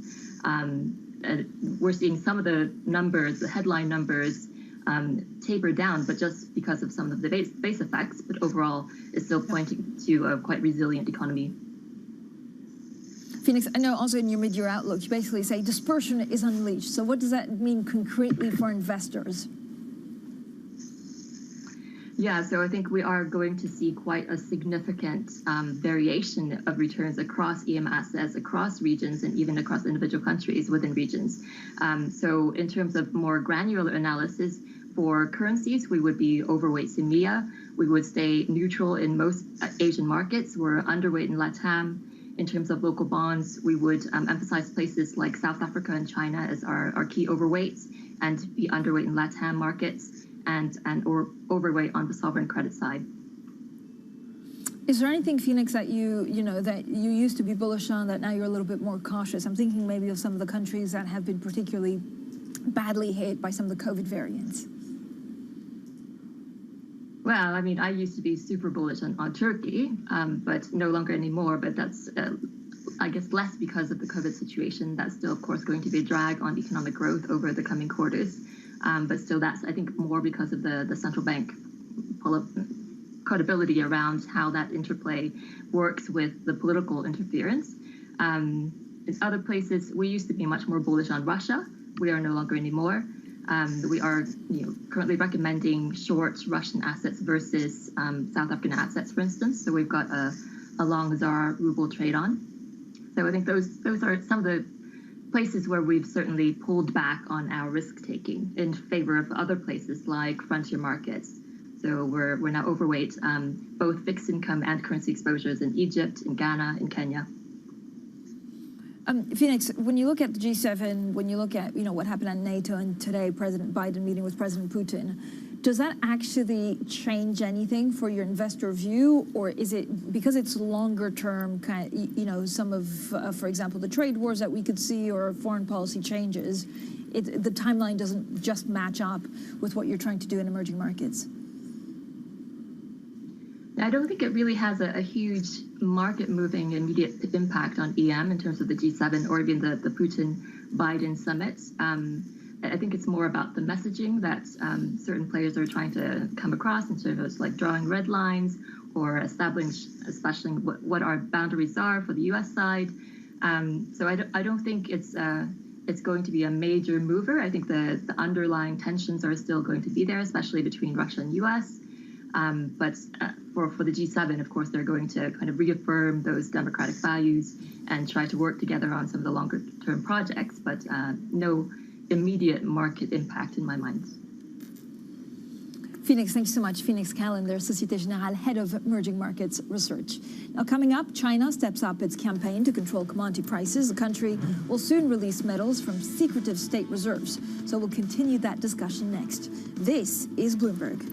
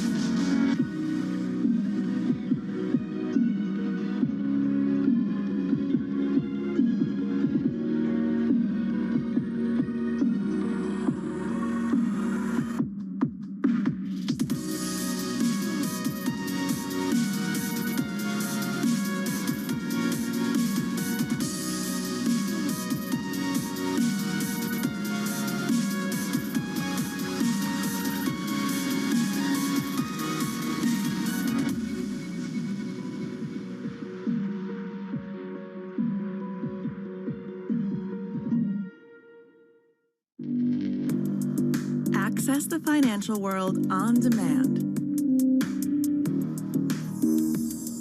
Hear from leading economists, policymakers, and industry experts via live and on-demand webinars, only from Bloomberg. Start exploring to see what's moving the markets.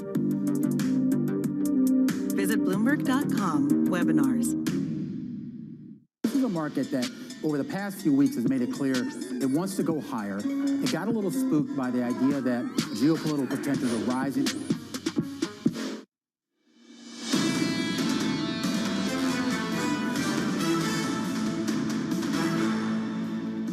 Economics, finance, politics. This is Bloomberg Surveillance Early Edition. I'm Francine Lacroix here in London. Now, as China looks to rein in rising commodity prices, Bitcoin rises above $40,000 again, and we wait for today's Fed decision. Now, let's take a look at today's stock market. Of course, all of the positioning is ahead of the Fed. I heard a big investor actually calling it the single most important Fed decision in Jay Powell's career. I'm sure you'll have many more career-changing Fed decisions, but this is the one today. If you look at the markets, look, it's very clear that investors are marking time before the decision, as there are more and more concerns that officials could pencil in a timetable for tapering stimulus injections that have driven a market boom. If you look at European stocks, are pretty much unchanged, and you can see the U.S. 10-year-old 149.22. Joining us now is Eddie van der Walt, Bloomberg MLive strategist. Eddie, so we look at the Fed, but what is China's ability to move commodity prices lower? Yeah, there's a lot of eyes on China at the moment, and in the run-up to the Fed, we can see that already with, copper prices coming down today, and yesterday, I think yesterday losing something like 3% on the day. China would like to see lower commodity prices. There's no doubt about that. And as the biggest buyer in the market, they have some pricing power, but they are the buyer. They are not the producer, and therefore they have limited power. We spoke to Citi earlier, and they told us that China has something like perhaps 2 million tons of copper in reserve. Global copper demand is about 24 million tons a year. So China can supply the market for a while and keep a lid on prices, but they can't do so forever. What are you expecting from the Fed today? How much of, if we see a move in dot plot, which we could see quite easily to, some kind of tapering in 2023, how much of it is already priced in? I actually could agree with that earlier comment of yours that said, that this is one of the most important Fed decisions. Not because we're expecting any particular action, but because if we look back at 2013, we saw that the real market action came immediately after the tapering talk started coming into the market. And if we start to see that, if we start to see hints of from the Fed that they're not going to keep monetary policy loose forever, and tapering talk has been, just creeping into the market. So if we see a little bit more of that from the Fed, I think that will be really interesting. But therefore, all of the action will come after the decision, probably, during the statement. Eddie, what do you make of, we had this inflation print in the UK, CPI, above expectations and above what the Bank of England, I think, was also expecting. Do we look through it, or is it something that we should, that will reprice expectations for what the Bank of England will do? Gosh, that transitory narrative is just getting a little bit tarnished, isn't it? Everybody says that inflation is going to be short-term, and the Fed and central banks in general would like us to believe that. But at the same time, you are seeing commodity prices, still extremely high. Copper still sitting near the, $9,500 a ton level. We're seeing inflation in the UK. We're seeing wage prices, levels increasing. So it's just difficult to make the case at the moment that it really is transitory. And therefore, I think the Fed is very much a live meeting, if not from a decision point of view. Eddie, thank you so much. Eddie van der Walt, they're a Bloomberg MLive strategist, full, of course, of wisdom, also our best crypto watcher. So we'll have plenty more from Eddie throughout the day. Now, Bloomberg Surveillance Early Edition continues in the next hour. Matt Miller joins me out of Berlin. Katie Lyons will be in New York. We have the Fed. We, of course, have also President Putin meeting with President Biden over in Geneva. So we have a full roundup of that, and then the China commodity story as well. This is Bloomberg.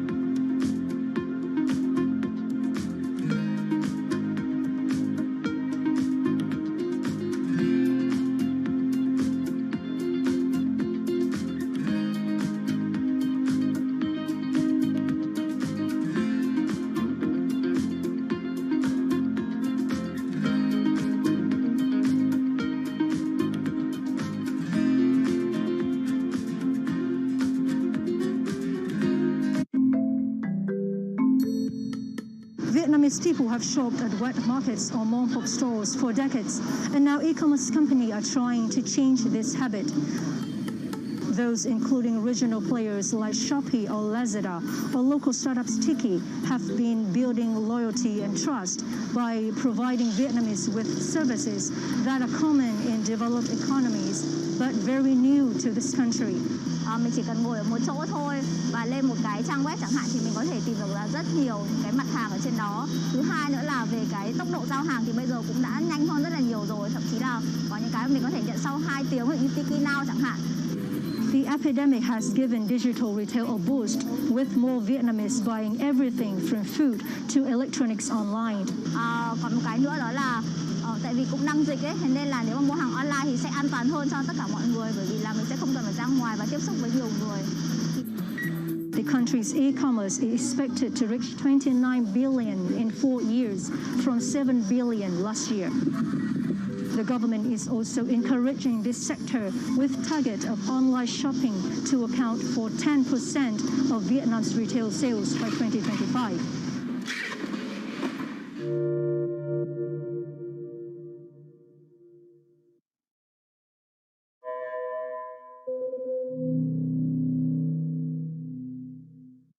Right now, about half of U.S. households invest. We'd like to get that number up to 95+%. Investing should be as ubiquitous as shopping online. It should just be something that people do.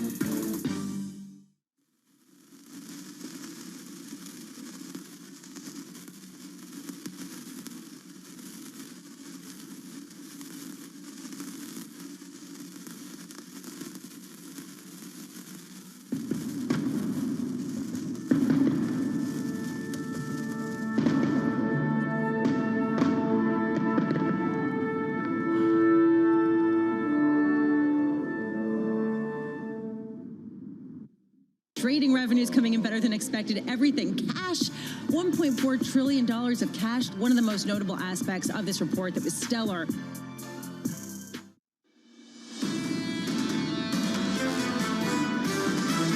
What is the Fed going to do, and how does that play into everything else? It has been a Fed-driven market. All this liquidity has definitely been pushing people out of fixed income. We're surprised by where break-evens are and where treasuries are at right now, and we do think that this is a point where U.S. Treasury yields are set to rise in the next couple of weeks and months. There are lots of reasons to be still a bit more cautious, and we think that central bankers are actually being quite smart about not being too aggressive at choking off this recovery, because it is still very early days. This is Bloomberg Surveillance, Early Edition, with Francine Lacqua, Matt Miller, and Keely Lyons. Hi, everyone. It's 10 a.m. here in London, 11 a.m. in Berlin, 5 a.m. in New York, and 5 p.m. in Hong Kong on this Wednesday, June the 16th. Our top stories today. The Fed looks to the future. Jay Powell and his colleagues may move up a discussion on scaling back stimulus and raising interest rates as soon as 2023. Showdown in Switzerland. Officials keep expectations low as Joe Biden meets with Vladimir Putin. And China tries to cap commodities. Beijing's concerned that soaring raw material costs threatened the recovery. Well, there's quite a lot going on today between the politics, the foreign policy, and, of course, the Fed. Kaylee, it's one of the biggest Fed days in recent memory. We heard from one big investor actually saying this could make or break Jay Powell's career. Yeah, to say that investors are focused on the Fed and probably the Fed only today probably isn't that much of an over-exaggeration, Francine. As far as where that left us in the Asian markets, it was a mostly lower session. The one exception was the Kospi in South Korea, which did end the day higher by about 0.6%. The Hang Seng, the Nikkei were both lower, though, and the underperformance came from Chinese equities, with the CSI 300 down about 1.7%. Now, part of that may have to do with the economic data, retail sales, industrial production, both coming up short of expectations. But then there is also the fact that China is increasing its crackdown on commodities. That meant materials were the big drag within that index, that sector down about 3%. Of course, China has asked state-backed firms to curb their overseas commodity exposure. Plus, China is going to release state reserves of metals, which could bring more supply back onto the market. As a result, we saw iron ore futures in Singapore down the better part of 3%. As for what the picture looks like here in the U.S., we really are just in a holding pattern ahead of that Fed decision. We fell from record highs yesterday, and we are ticking just a touch lower this morning, only down about 1 point on S&P E-minis. It is steady as she goes in the Treasury market as we wait that Fed decision. Right now, we're sitting just around 1.49% on the U.S. 10-year yield. It is a weaker dollar story today, and I would note that in the commodity complex, metals may be under pressure. Crude is off session highs, but it is still higher. We're above $72 a barrel on WTI. Matt, what is the picture looking like over there in Berlin? I have to say, also on Brent crude, we're seeing gains, Kaylee. So across the oil complex, and I think $74.73 was the high for Brent today. So those prices are really pushing higher. And that could be one of the things that's weighing on European equity indexes. Take a look at what's going on here. Really not a lot of movement in the overall Stock 600 benchmark. Here you see some green on the screen, some red on the screen. France is up, Germany is down, Spain is little changed. But really not a lot of move from the center. The interesting thing is to look at the yields. We're seeing yields on bonds come back down again. You can see now negative 24 basis points. And I threw Volkswagen and Daimler shares in there because there have been a couple of reports out from DPA that are really interesting on those two car makers. Volkswagen closing down its Wolfsburg plants. That's obviously the heart of VW here in Germany. Because of the chip shortage. And Daimler has put its workers in Bremen and Rastatt factories back on state-backed pay schemes that they need when they're not working, also because of the chip shortage. So the chip shortage is still hitting hard in terms of automobile production. Plus you have those higher petrol costs, which, to be honest, they don't make much of a difference for European drivers since we already pay like $7,000 per gallon for gasoline. But they maybe on the margin, they change a little bit, Francine. Matt, I love the way you slipped that in there. Like France is up, Germany is down, but we're not talking about the football, right? That's forgotten. I'll tease you in the break. You know that I football that we saw yesterday. Don't know what happened with the football, and I definitely didn't watch. France won. France won. And we also have another story. The ECB also poised to extend some of the bank capital relief by 9 months, so watch out for that. Now, a look at what else is going on today. Of course, U.S. President Joe Biden and the Russian President Vladimir Putin hold a summit in Geneva today. It's their first in-person meeting since Biden took office.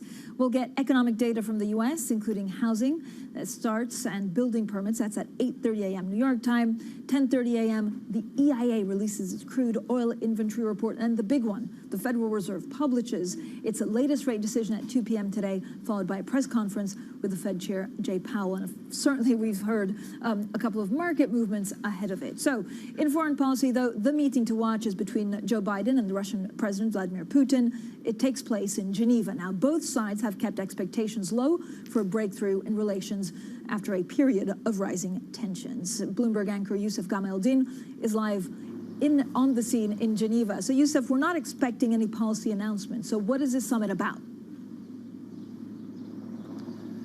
Well, Francine, we're just under a couple of hours away from the big meeting. It is a gorgeous but very hot day, and in many ways that could symbolize what is likely to happen over the course of this afternoon as these two giants go into the ring and meet. They're coming to the table with very different lists in terms of issues that they want to talk about for the United States. This is about human rights. It's about geopolitics, including the Ukraine, for example, and it is about the ransomware attacks. On the Russian side, it is really about trying to prevent the relationship from deteriorating further. Maybe you get something on cybersecurity. The people we've spoken to say that you're not going to get the kind of nuclear breakthrough you got in 1985 with Gorbachev and Reagan.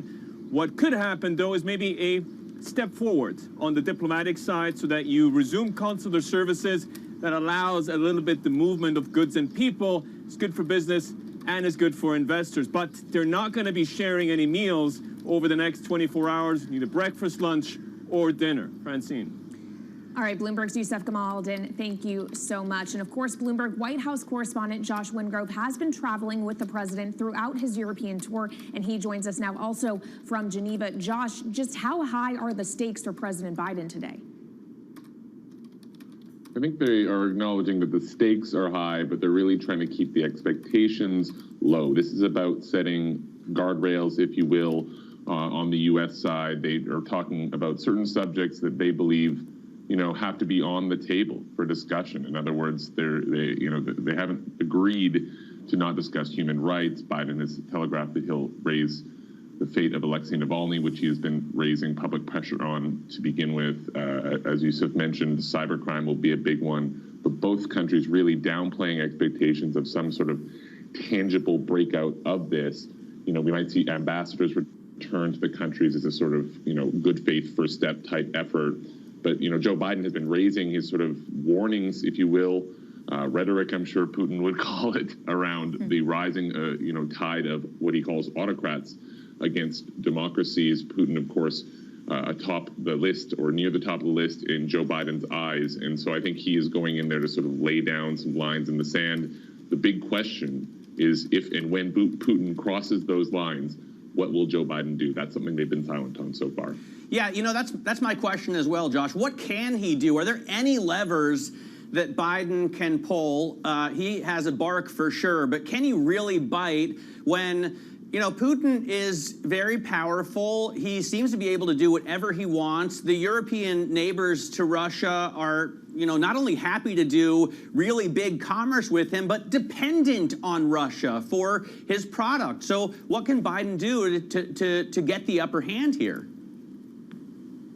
I mean, his power is limited, and, you don't have to look any farther than the Nord Stream pipeline to see, Biden didn't want that pipeline built. Putin obviously does, Merkel does, and Biden essentially has thrown in the towel, realizing that there's not much the U.S. can do to stop it. I think that's true in other spheres. U.S. officials would point to examples like the SolarWinds case, where they had what they called a proportional response. That's the sort of message that they're doing here. We've looked at the ransomware cases we've seen recently. This is one where we're saying, hey, what can the U.S. do? What will the U.S. do? They've said Russia, Putin are not directly responsible, but are harboring the people that are. One question that they have not bitten on so far is, are there retaliatory type, digital attacks that you are considering doing against these sort of non-state criminal actors? And they've bitten their lip or tongue on that one. So, I think the firing back, if you will, would be more in the shadows than the public eye. But you're right. Biden only has so much he can do when on certain files when it comes to this. All right, Bloomberg White House correspondent Josh Wingrove covering the summit all day for us in Geneva. Thank you so much. Meanwhile, China is stepping up its campaign to rein in soaring commodity prices by ordering state firms to limit overseas exposure. Beijing will also release state stockpiles of metals. Bloomberg Chief Asia Economics correspondent Enda Curran joins us now with more from Hong Kong. And just how significant are these moves? Well, it's a dual-pronged move now. The government is putting some action behind their recent rhetoric to try and talk down the market. On the one hand, they're telling state-owned enterprises you have to limit your exposure to overseas commodities markets, and they're asking them to report their futures positions, according to our colleagues reporting this. And then on the other side, the government and the authorities will release their stockpiles of these key metals, copper, and zinc and aluminium, for example. Now, that will be sold directly to manufacturers. And the whole point of this is to go towards trying to put a lid on producer prices. They're at their highest since 2008. We know that manufacturers in China have been screaming out about soaring prices for months now. And there, shortages of everything from containers to key input commodities that they need. Now, the big fear is that these producer prices eventually flow through to consumer prices and, of course, may even flow to overseas consumer prices. That transmission hasn't happened yet, but certainly the pressure is building. The manufacturers have been calling out for some kind of relief for some time. This is now the kind of first major tangible step being taken by the government to put a lid on these commodity prices, and we'll have to see how effective that will prove to be. All right, Bloomberg's Enda Curran in Hong Kong, thank you so much. I do want to take a quick check on some stocks moving in pre-market trading here in the U.S. Now, one of the biggest movers to the downside is Roblox, the video game maker. It's down about 7% in early hours. The big issue is month-on-month bookings falling in May by more than analysts expected. You also have Oracle that is slipping in pre-market trading. Speaking of missing expectations, the bar was really high. The company just seemed not to meet it, and the profit forecast also came up short. That stock down the better part of 5%. 0.5%. One mover to the upside, though, is Arrival, the EV maker. It seems that Reddit traders on Wall Street Bets are now turning to talk up EV companies like this one, and that stock is higher by about 11.5% before the bell, Francine. Kaylee, so much going on today. Now, coming up, we'll talk about all of that with Andrew Sheets, Morgan Stanley Chief Cross-Asset Strategist. And then a little bit later on Biden and Putin, Leslie Vinjamuri, Chatham House Head of U.S. and the Americas Program. This is Bloomberg.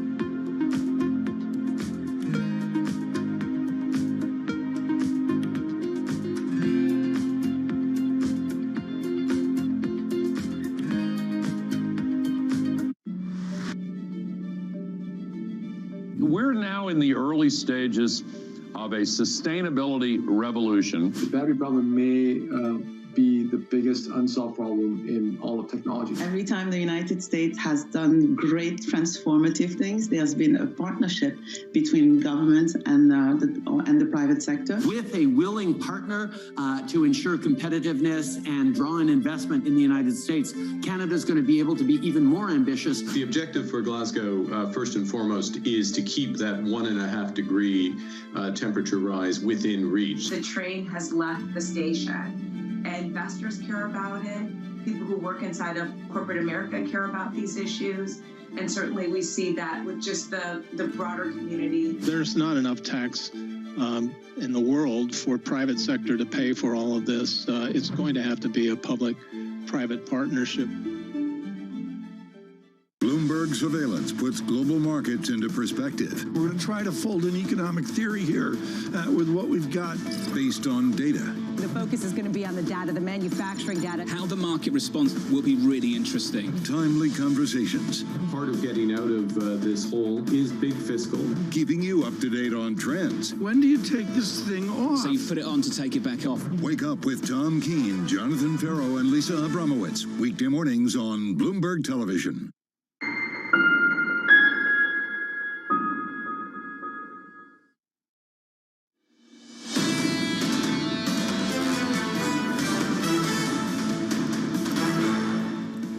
This is Bloomberg Surveillance Early Edition. I'm Matt Miller in Berlin with Francine Lacqua in London and Kaylee Lines in New York. Now, I wanted to today, in place of a chart, show you a terminal function on the Bloomberg. And for our radio listeners on London DAB Digital Radio, I will say, before you're done driving, get to a Bloomberg terminal, or after you're done driving, get to a Bloomberg terminal and type in DOTS GO for today's Fed meeting. It's a great way to watch, and of course the market is going to be looking for any change here as well.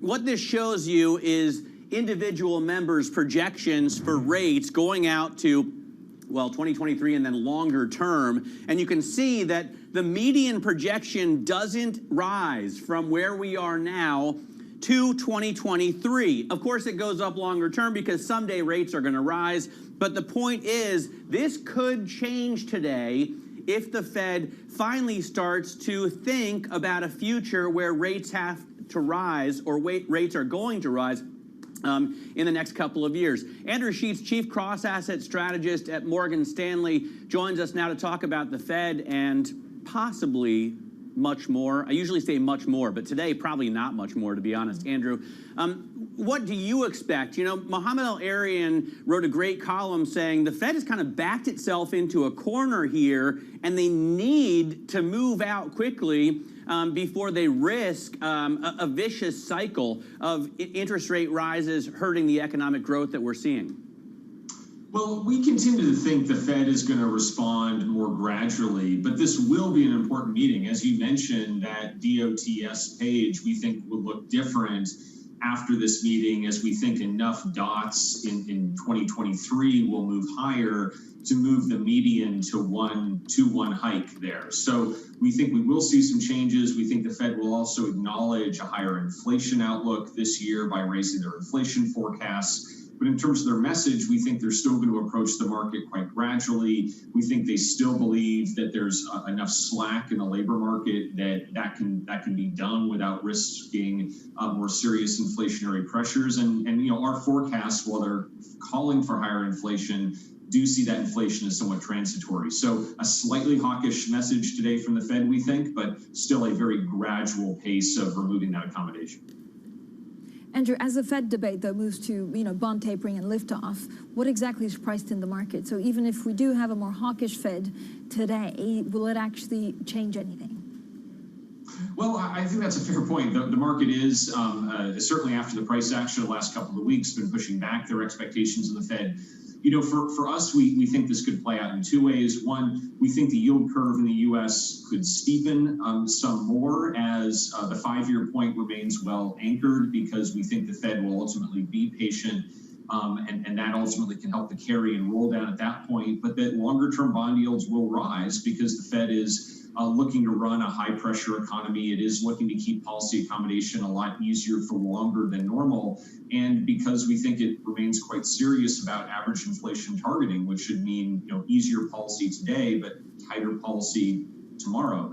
And then we also think it could be mildly positive for the dollar. I think the dollar is an asset where most investors that we speak to are more cautious. That's certainly very understandable given a number of factors. But we actually think that given the strength of the U.S. economic recovery, some of the kind of the subtle shifts we expect at this meeting, that all could be more supportive for the dollar than it's a drawback. Okay, so that's in bonds and FX, Andrew, and we all know what impact all of this liquidity being pumped into the system has had in the equity market. How sustainable are equities in and around record highs? Well, we do think that we're in more of a range-bound consolidation here for equity markets. And in some ways, I see some similarities between the current market setup and kind of the first half of 2004. That was a period that was kind of in a transition point between monetary policy. The Fed obviously cut rates in the middle of 2003. It then hiked rates in the middle of 2004. That was a period where you were just coming off a very strong rally. It was a period where growth and inflation were still moving higher, but actually markets kind of chopped sideways as those valuations needed to adjust to that changing economic picture. So we see more of a sideways chop. 4,250 is our target for the S&P 500 at the middle of next year. So we see kind of an extended range-bound move in the S&P. We do see better performance for European equities because we think they can benefit from a stronger global picture without similar inflationary fears. Andrew, when you look at China's campaign to try and control some of these commodity prices, does it actually change your investment view on what happens to these prices? Yeah, so I think commodities are a tricky one. We're currently neutral, which certainly isn't the most interesting view, but we do see commodities somewhat trapped between a quite robust economic recovery and then prices that have already run a very long ways, we think, kind of relative to that better fundamental story. And I think we often see with commodities a pattern where they're phenomenal early cycle assets, but as you transition into a more of a mid-cycle environment, some of their performance can moderate. They anticipate the better growth, they rally ahead of it. And so, actually going back to that 2004 analogy, we saw very strong performances from commodities, very strong performances from small caps, and then it moderated. Then you did have a pause as you saw that consolidation before those moves started again. So we see more of a range-bound market for commodities, and we see a better outlook for oil than we do for the metals. Andrew, thanks so much. Andrew Sheets there, Chief Cross-Asset Strategist at Morgan Stanley. Now, a little bit later today, of course, stick with Bloomberg for our coverage of the Fed decision and news conference from Jay Powell. It starts fronted by Tom Keene at 1:30 p.m. in New York, 6:30 p.m. in London, and this is Bloomberg.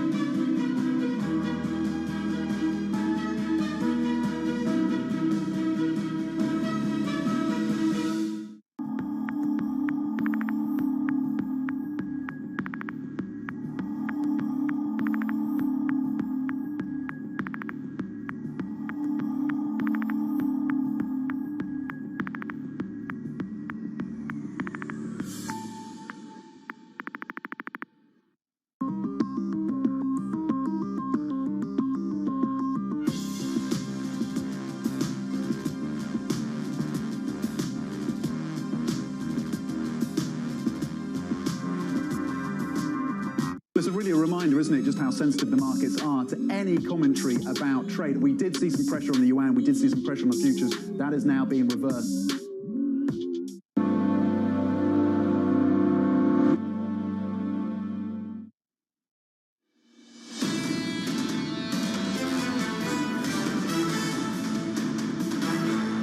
This is Bloomberg Surveillance Early Edition. I'm Kaylee Lyons in New York with Francine Lacqua in London and Matt Miller in Berlin. Now let's get the first word news. In Israel, warplanes have attacked sites belonging to the ruling Hamas movement in the Gaza Strip early today. That came after incendiary balloons launched from Gaza set fires in southern Israel. They're the first attacks ordered since Israel's new government took over power on Sunday, and they're the first since an 11-day conflict last month ended in a truce. Bloomberg has learned that the European Central Bank is expected to extend bank capital relief by 9 months. That would ensure lenders keep supplying credit to the economy. It highlights the euro area's stronger reliance on bank loans rather than capital markets as a source of corporate financing. And Citigroup is the latest bank to warn of a bigger than expected drop in trading revenue. CFO Mark Mason says the revenue from the business could drop by a percentage in the low 30s in the second quarter. Strength in Citi's equities trading business is likely to be offset by a weaker performance in fixed income. And of course, Matt, that echoes what we heard from JP Morgan already earlier this week. Yeah, absolutely. We've heard a number of banks come out and say that the trading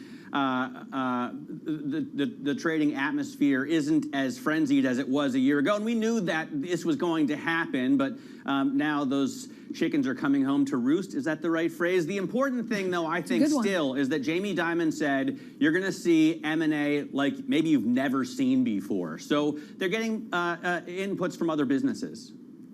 Yeah, we'll have plenty more on chickens roosting and banks. Coming up, we'll speak with Mike Bell, JP Morgan Asset Management Global Market Strategist. This is Bloomberg.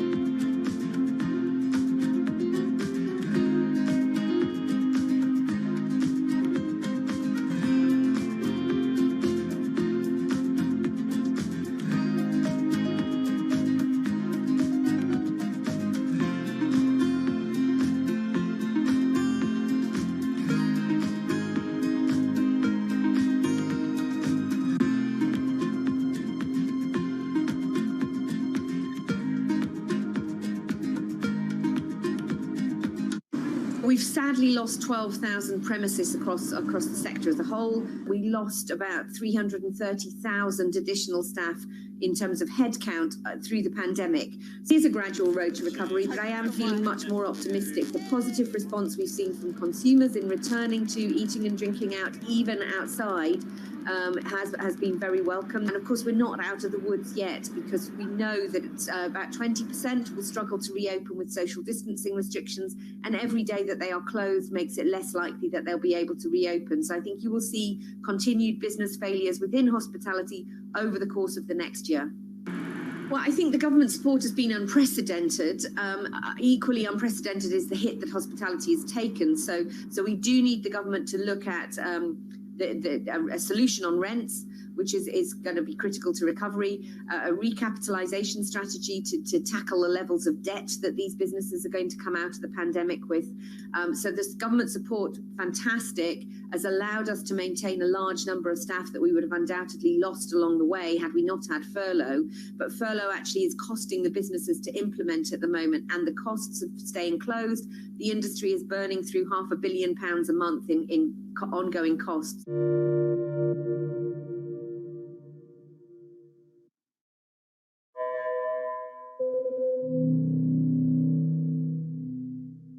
Wednesday, the Fed decides. Will the Fed react to accelerating inflation concerns? are members eyeing an earlier rate increase.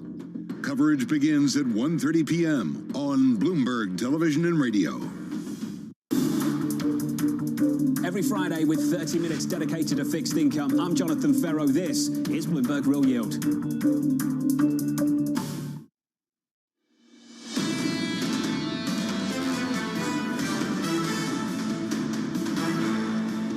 This is Bloomberg Surveillance Early Edition. I'm Francine Lacqua in London, Matt Miller in Berlin, Kaylee Lines in New York. It's Fed, and actually a really big one today. All eyes on the Fed, and that will be market moving, Matt. Yeah, I mean, there are a lot of other things going on. For example, President Biden is meeting with President Putin in Geneva, and that's very important. And yet I can't bring myself to focus on anything other than the Fed. It's become so exciting, not least because of the price movement we've seen in treasuries. You know, people are continuing to pile into treasuries, pushing rates or holding rates down for whatever reason in a spectacular one-way bet that the Fed is not going to get more hawkish. Yeah, and immediately, of course, Wall Street will look at the dot plots, and then we'll see whether that means that we'll see more volatility in the markets. What are we seeing right now, Kaylee? Well, Francine, the Fed decision today could certainly be a market-moving event, but it isn't one yet. The market really just in a holding pattern until we get that decision at 2 p.m. Eastern time. Where that leaves us is going not a whole lot of anywhere on equity markets on either side of the Atlantic. The Stock 600 now actually fractionally in negative territory, down by less than 1 point, could be snapping an 8 consecutive day record high winning streak. So we'll see what happens there. In the U.S., futures are pointing to a lower open, but we're only down about less than 4 points on S&P E-minis. No real action in the Treasury market yet. That could change in a couple of hours once we do get that Fed decision. But right now, the 10-year Treasury yield steady around 1.49%. And it is a weaker dollar story this morning, and that includes against the Russian ruble. The Russian ruble stronger against the U.S. dollar by about 0.4% ahead of that Biden-Putin meeting.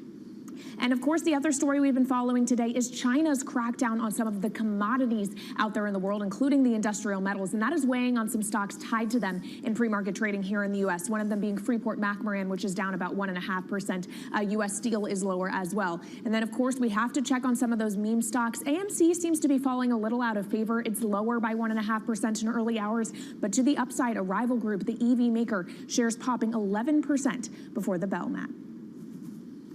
All right, now I have a morning must-read.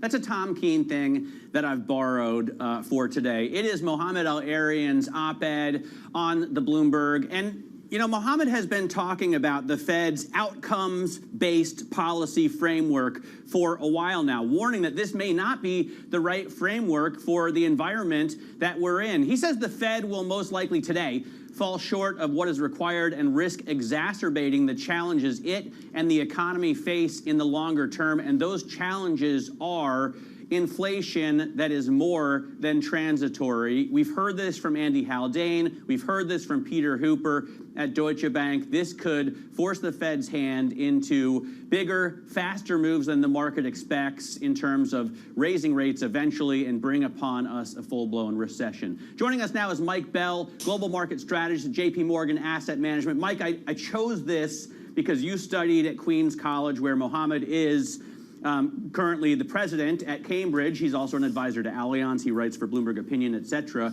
What do you think about this view that's really starting to crystallize in markets? So it's not our core view, but we think it's certainly a risk, right? So our core view is that inflation is going to prove relatively transitory. I think it'll still be above target in 2023, but somewhere in the 2 to 2.5% range for core PCE. If we're wrong and actually inflation is more sustained than that and higher than that, then I think you do have this risk that the Fed have to put rates up faster than the market currently expects, given that they're looking to essentially go later than would normally be the case under this average inflation targeting regime. So I think that is a risk. But I think when it comes to equity markets, the key question is, at what point does that actually cause a recession? Because historically, the market never really priced in a recession more than about a year before the recession happened. And if you look at debt service ratios for the household sector, they're very, very low at the moment. The household sector spent the last decade deleveraging. So I think that the next recession is still several years off, even if we do get to that point as a result of tighter monetary policy in sort of 3-4 years. Well, but if the Fed does, I don't want to say come to its senses, but if the Fed does say we're going to start reducing exposure to a now more risky environment, I'll steal a John Farrow buzzword, is the risk to investors asymmetric right now? Are they set up so that any kind of hawkishness broadcast is going to all of a sudden cause rates to rip to the upside? Well, so I guess the setup today, when you look at bond markets, is not that dissimilar to where we were going into the taper tantrum back in 2013 in terms of where inflation expectations are and real yields. So the risk, of course, is that on the announcement of a taper, we see real yields move sharply higher. My personal view is that real yields will move higher from here, but probably not as sharply as they did during the taper tantrum back in 2013. And I think the market's going to be able to digest it. If you look back to 2013, remember, developed market equities, yes, they came down by about 6% on the announcement of the taper, but then continued to move higher. And if you look at the long-run charts, it broadly looks like they were ignoring the taper and just moved higher. So, I mean, we've got our mid-year outlook coming out on Friday. We've titled it Still Up, but Bumpier. And I think that's probably what we're looking at. We think that in 18 months' time, equities are going to be higher than they are now, that they can digest a move higher in real yields, but that it might cause a bit of a bump on the way. How much of a positive outlook will we see for growth, Mike? I think growth looks very, very strong, right? Ultimately, what's really exciting at the moment is you look at CapEx intention surveys. There had been, I think, understandably, concerns that business CapEx was going to be very weak as we came out of this recession. But actually, the CapEx surveys, both in Europe and the US, are absolutely booming, suggesting that not only have we got these pent-up savings driving a consumer-led recovery, we're also going to get the other key pillar of growth in the form of CapEx supporting the outlook as well. So we're very positive on growth. Mike, of course, we're all focused on the Fed today, but we also had, for example, inflation data out of the UK, 2.1%. Is there a risk that not just the Fed, but other central banks are going to have to move toward normalization earlier than expected? Yeah, I think the UK story is fascinating, actually, because in the US, we think that the slowdown in the pace of the labor market recovery is mainly because of the unemployment benefits that are going to expire. So we think it's temporary, and we're going to see a pickup in the speed of labor market gains in the US. Whereas in the UK, there's a bit more of a question mark as to whether some of the workers who were working in, for example, the hospitality sector and the construction sector may now have actually moved abroad and be either unwilling or unable to come back. And that could potentially lead to a somewhat more structural upward labor market shortage when you look at vacancies relative to labor, and therefore put a more sustained upward pressure on inflation in the UK than perhaps we're seeing elsewhere in the world. So I certainly think that the Bank of England is going to also be putting rates up. But again, I don't think that's going to be happening until at least 2023. Mike, thanks so much. Mike Bell, global market strategist for JP Morgan Asset Management. Now, coming up, Leslie Vinjamuri, Chatham House head of U.S. and the Americas program. We look at Geneva, where President Biden meets with President Putin. This is Bloomberg.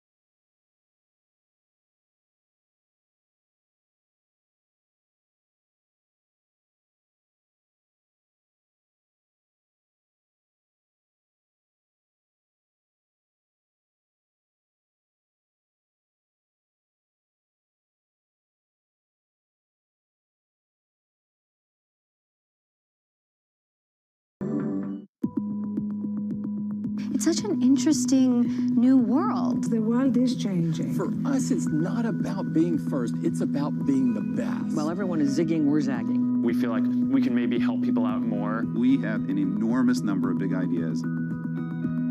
Crypto is a nuanced issue, and it's possible the U.S. gets crypto wrong.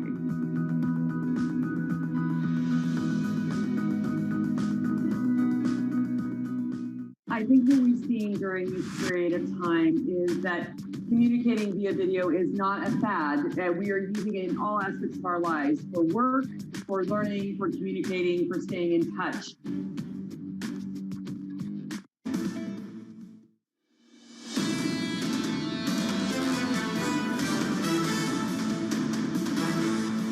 The United States is not looking to kick off a cycle of escalation and conflict with Russia.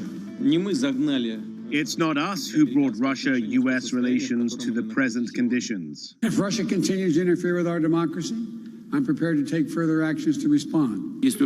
We don't have disagreements with the United States.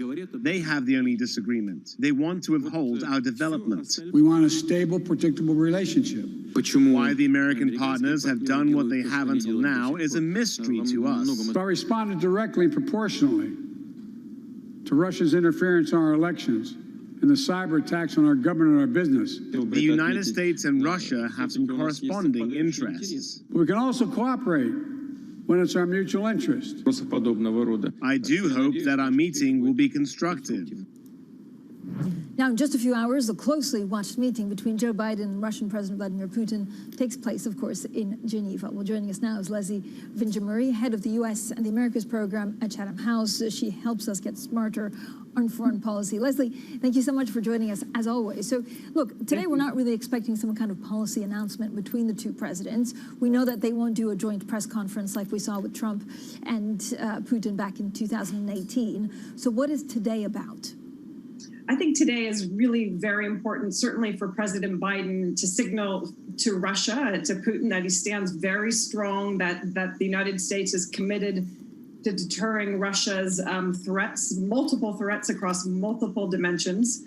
He's also, signaling to America's European partners that there is unity, that the United States is committed to standing strong on Russia, which of course is a #1 security priority for Europeans. And remember that for President Biden, for the United States of America, the big geopolitical concern is China. And the only way to get Europe behind America on the question of China is to certainly demonstrate that America is with Europe on the question of Russia. So I think all these things are interlinked. But we've heard the president say he's just aiming for stability and predictability. This is not a reset. But, Francine, if you think about it, asking for predictability from Russia is actually quite a big ask. So I think it's a very significant summit, and we shall have a meeting, and we shall see how it goes.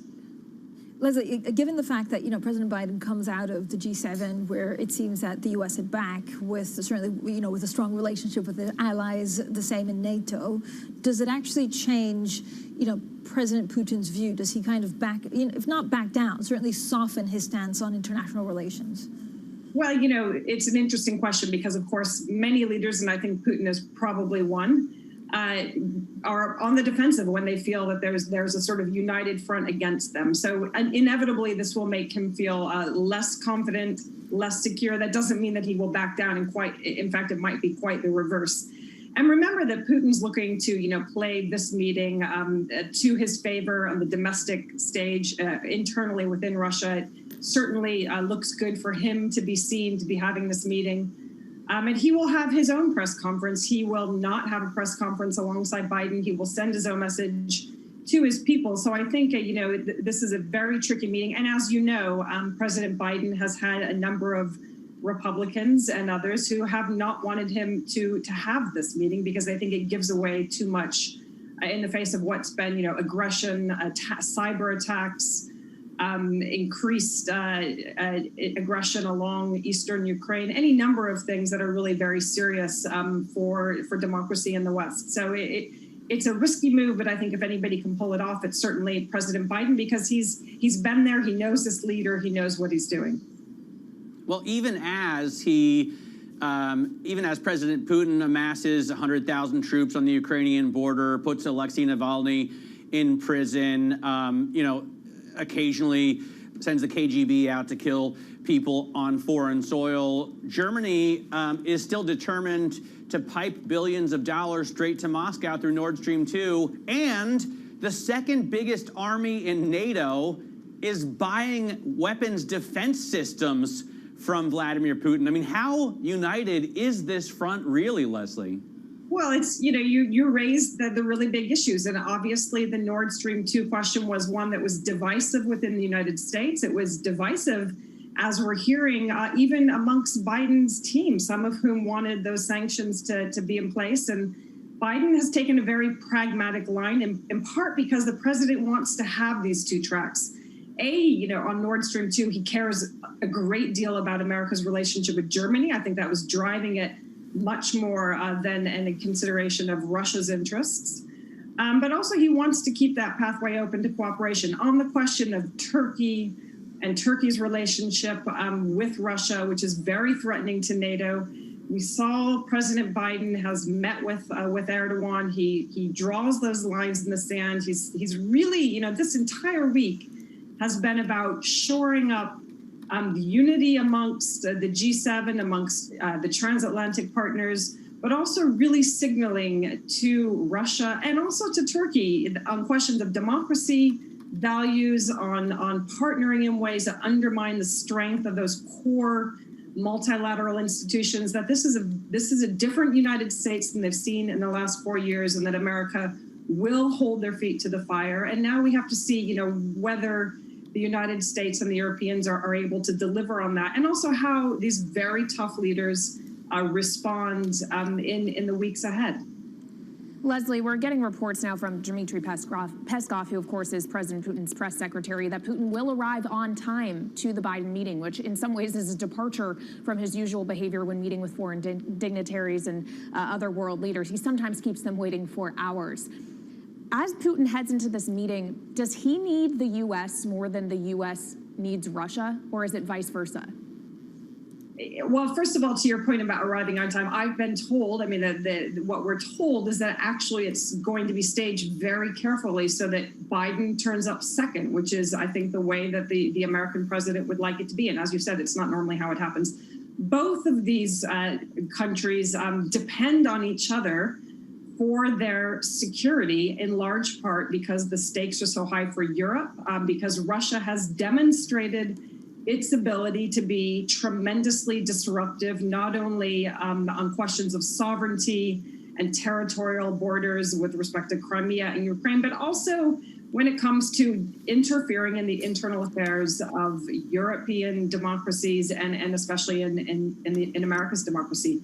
So need might not be the right word, but certainly they have demonstrated their ability to be mutually threatening, and Russia is a disruptor. And frankly, it's for the United States, it distracts from its ability to really focus on what it would like to focus on, which is China. And there is a concern, of course, to hold Russia just close enough that China isn't able to court it even more, and that relationship between Russia and China doesn't become more disruptive than it has the potential already to be.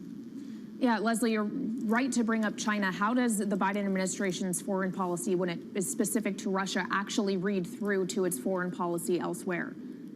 Well, everybody's watching to see, I think, in part, whether the United States can effectively reorient its foreign policy focus. This has been a conversation and a concern throughout the Obama administration.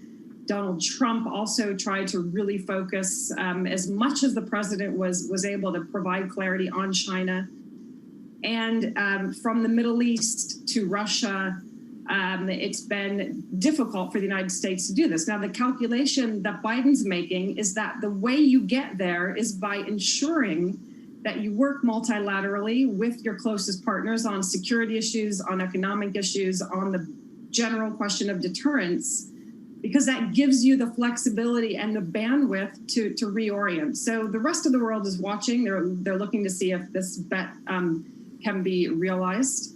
And clearly China's watching, and China's especially watching the statements that have come out of Europe and the G7, because so many of them are anti-China in their eyes. Leslie, we know that President Putin and of course, Biden have known each other for a number of years, have met, but not since President Biden has become president. How much animosity is there between the two men? Well, I think that certainly from the point of view of President Biden, who was part of an administration that entered office, President Obama, wanting to reset this relationship, and it failed in that aspiration, in no small part because of the annexation of Crimea and the incursion on eastern Ukraine. And so I think there's a deep degree of distrust. And I think that, President Biden isn't one to overly indulge in personal sentiment. He's a pragmatist. This is why he made the decision that he did on the Nord Stream 2 question of sanctions. It's why he's made the decision to meet with Putin. So yes, there's animosity, but I think this is kind of a backseat rearguard question for the president. In terms of Putin, clearly Putin has no great interest in the United States, no great fondness for America. But what's really interesting, Francine, is the Russian people's attitudes. If we believe the poll that was just released, the Russian people used to be somewhat favorable, quite favorable towards America under Donald Trump. And I think Donald Trump had this thing for Russia.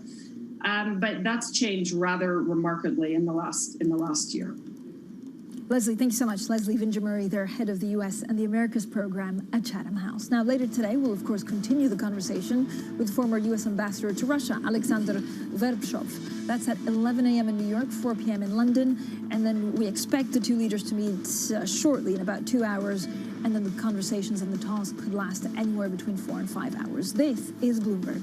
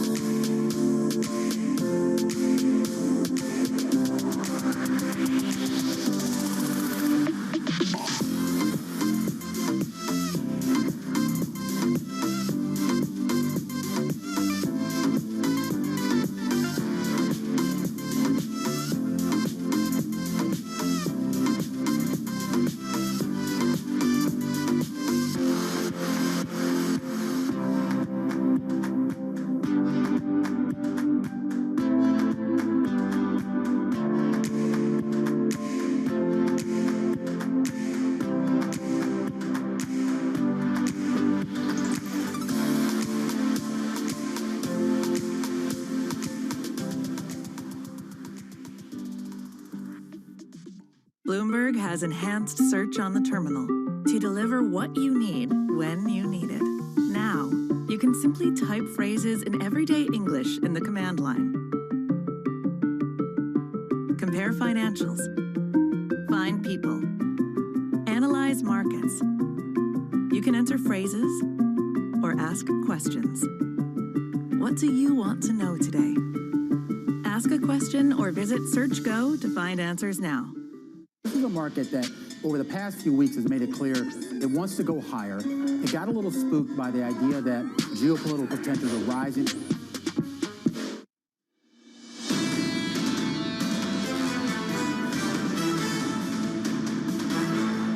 This is Bloomberg Surveillance Early Edition. I'm Francine Lacqua in London, Matt Miller in Berlin, Katie Lyons in New York. Now we're joined by Tom Keene, a great student of the Fed and the dot plots, co-anchor also of Bloomberg Surveillance. Tom, you must be so excited about the Fed. I know I am.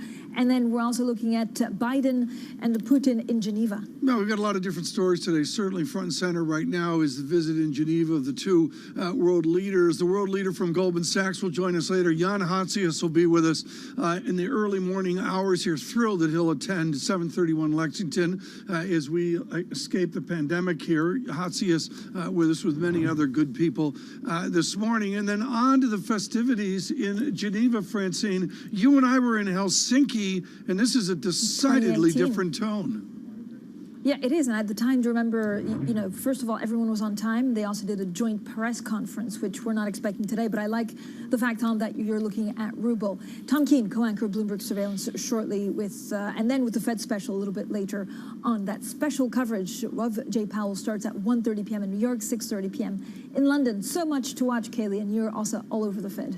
All over that Fed decision at 2 p.m. Eastern time, Francine. Watching the dot plot, of course, but also any talking about tapering is what the market will be paying attention to, Matt. Hey, I'm watching an AFP report says the EU has lifted or is lifting travel restrictions for U.S. residents, vaccinated and non-vaccinated. I can't wait to see the details of this so that some of my friends can come visit me. Yeah, or do you go and visit them? So much going on. We'll look at that. And of course, I'm looking at Biden, Putin over in Geneva. Coming up in the next hour, Eric Friedman, U.S. Bank Asset Management Chief Investment Officer. This is Bloomberg.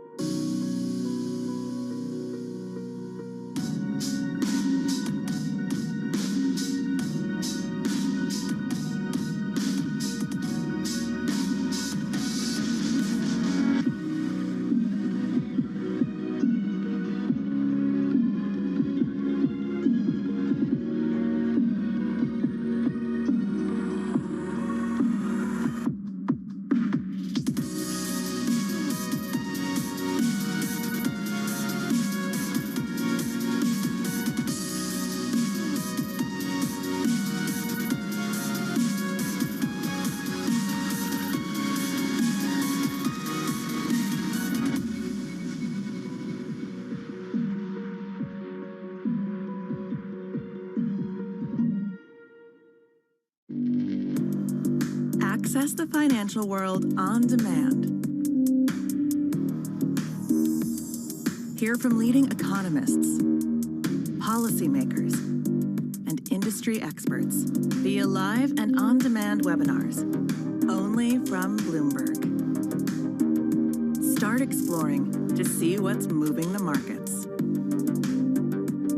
Visit Bloomberg.com/webinars.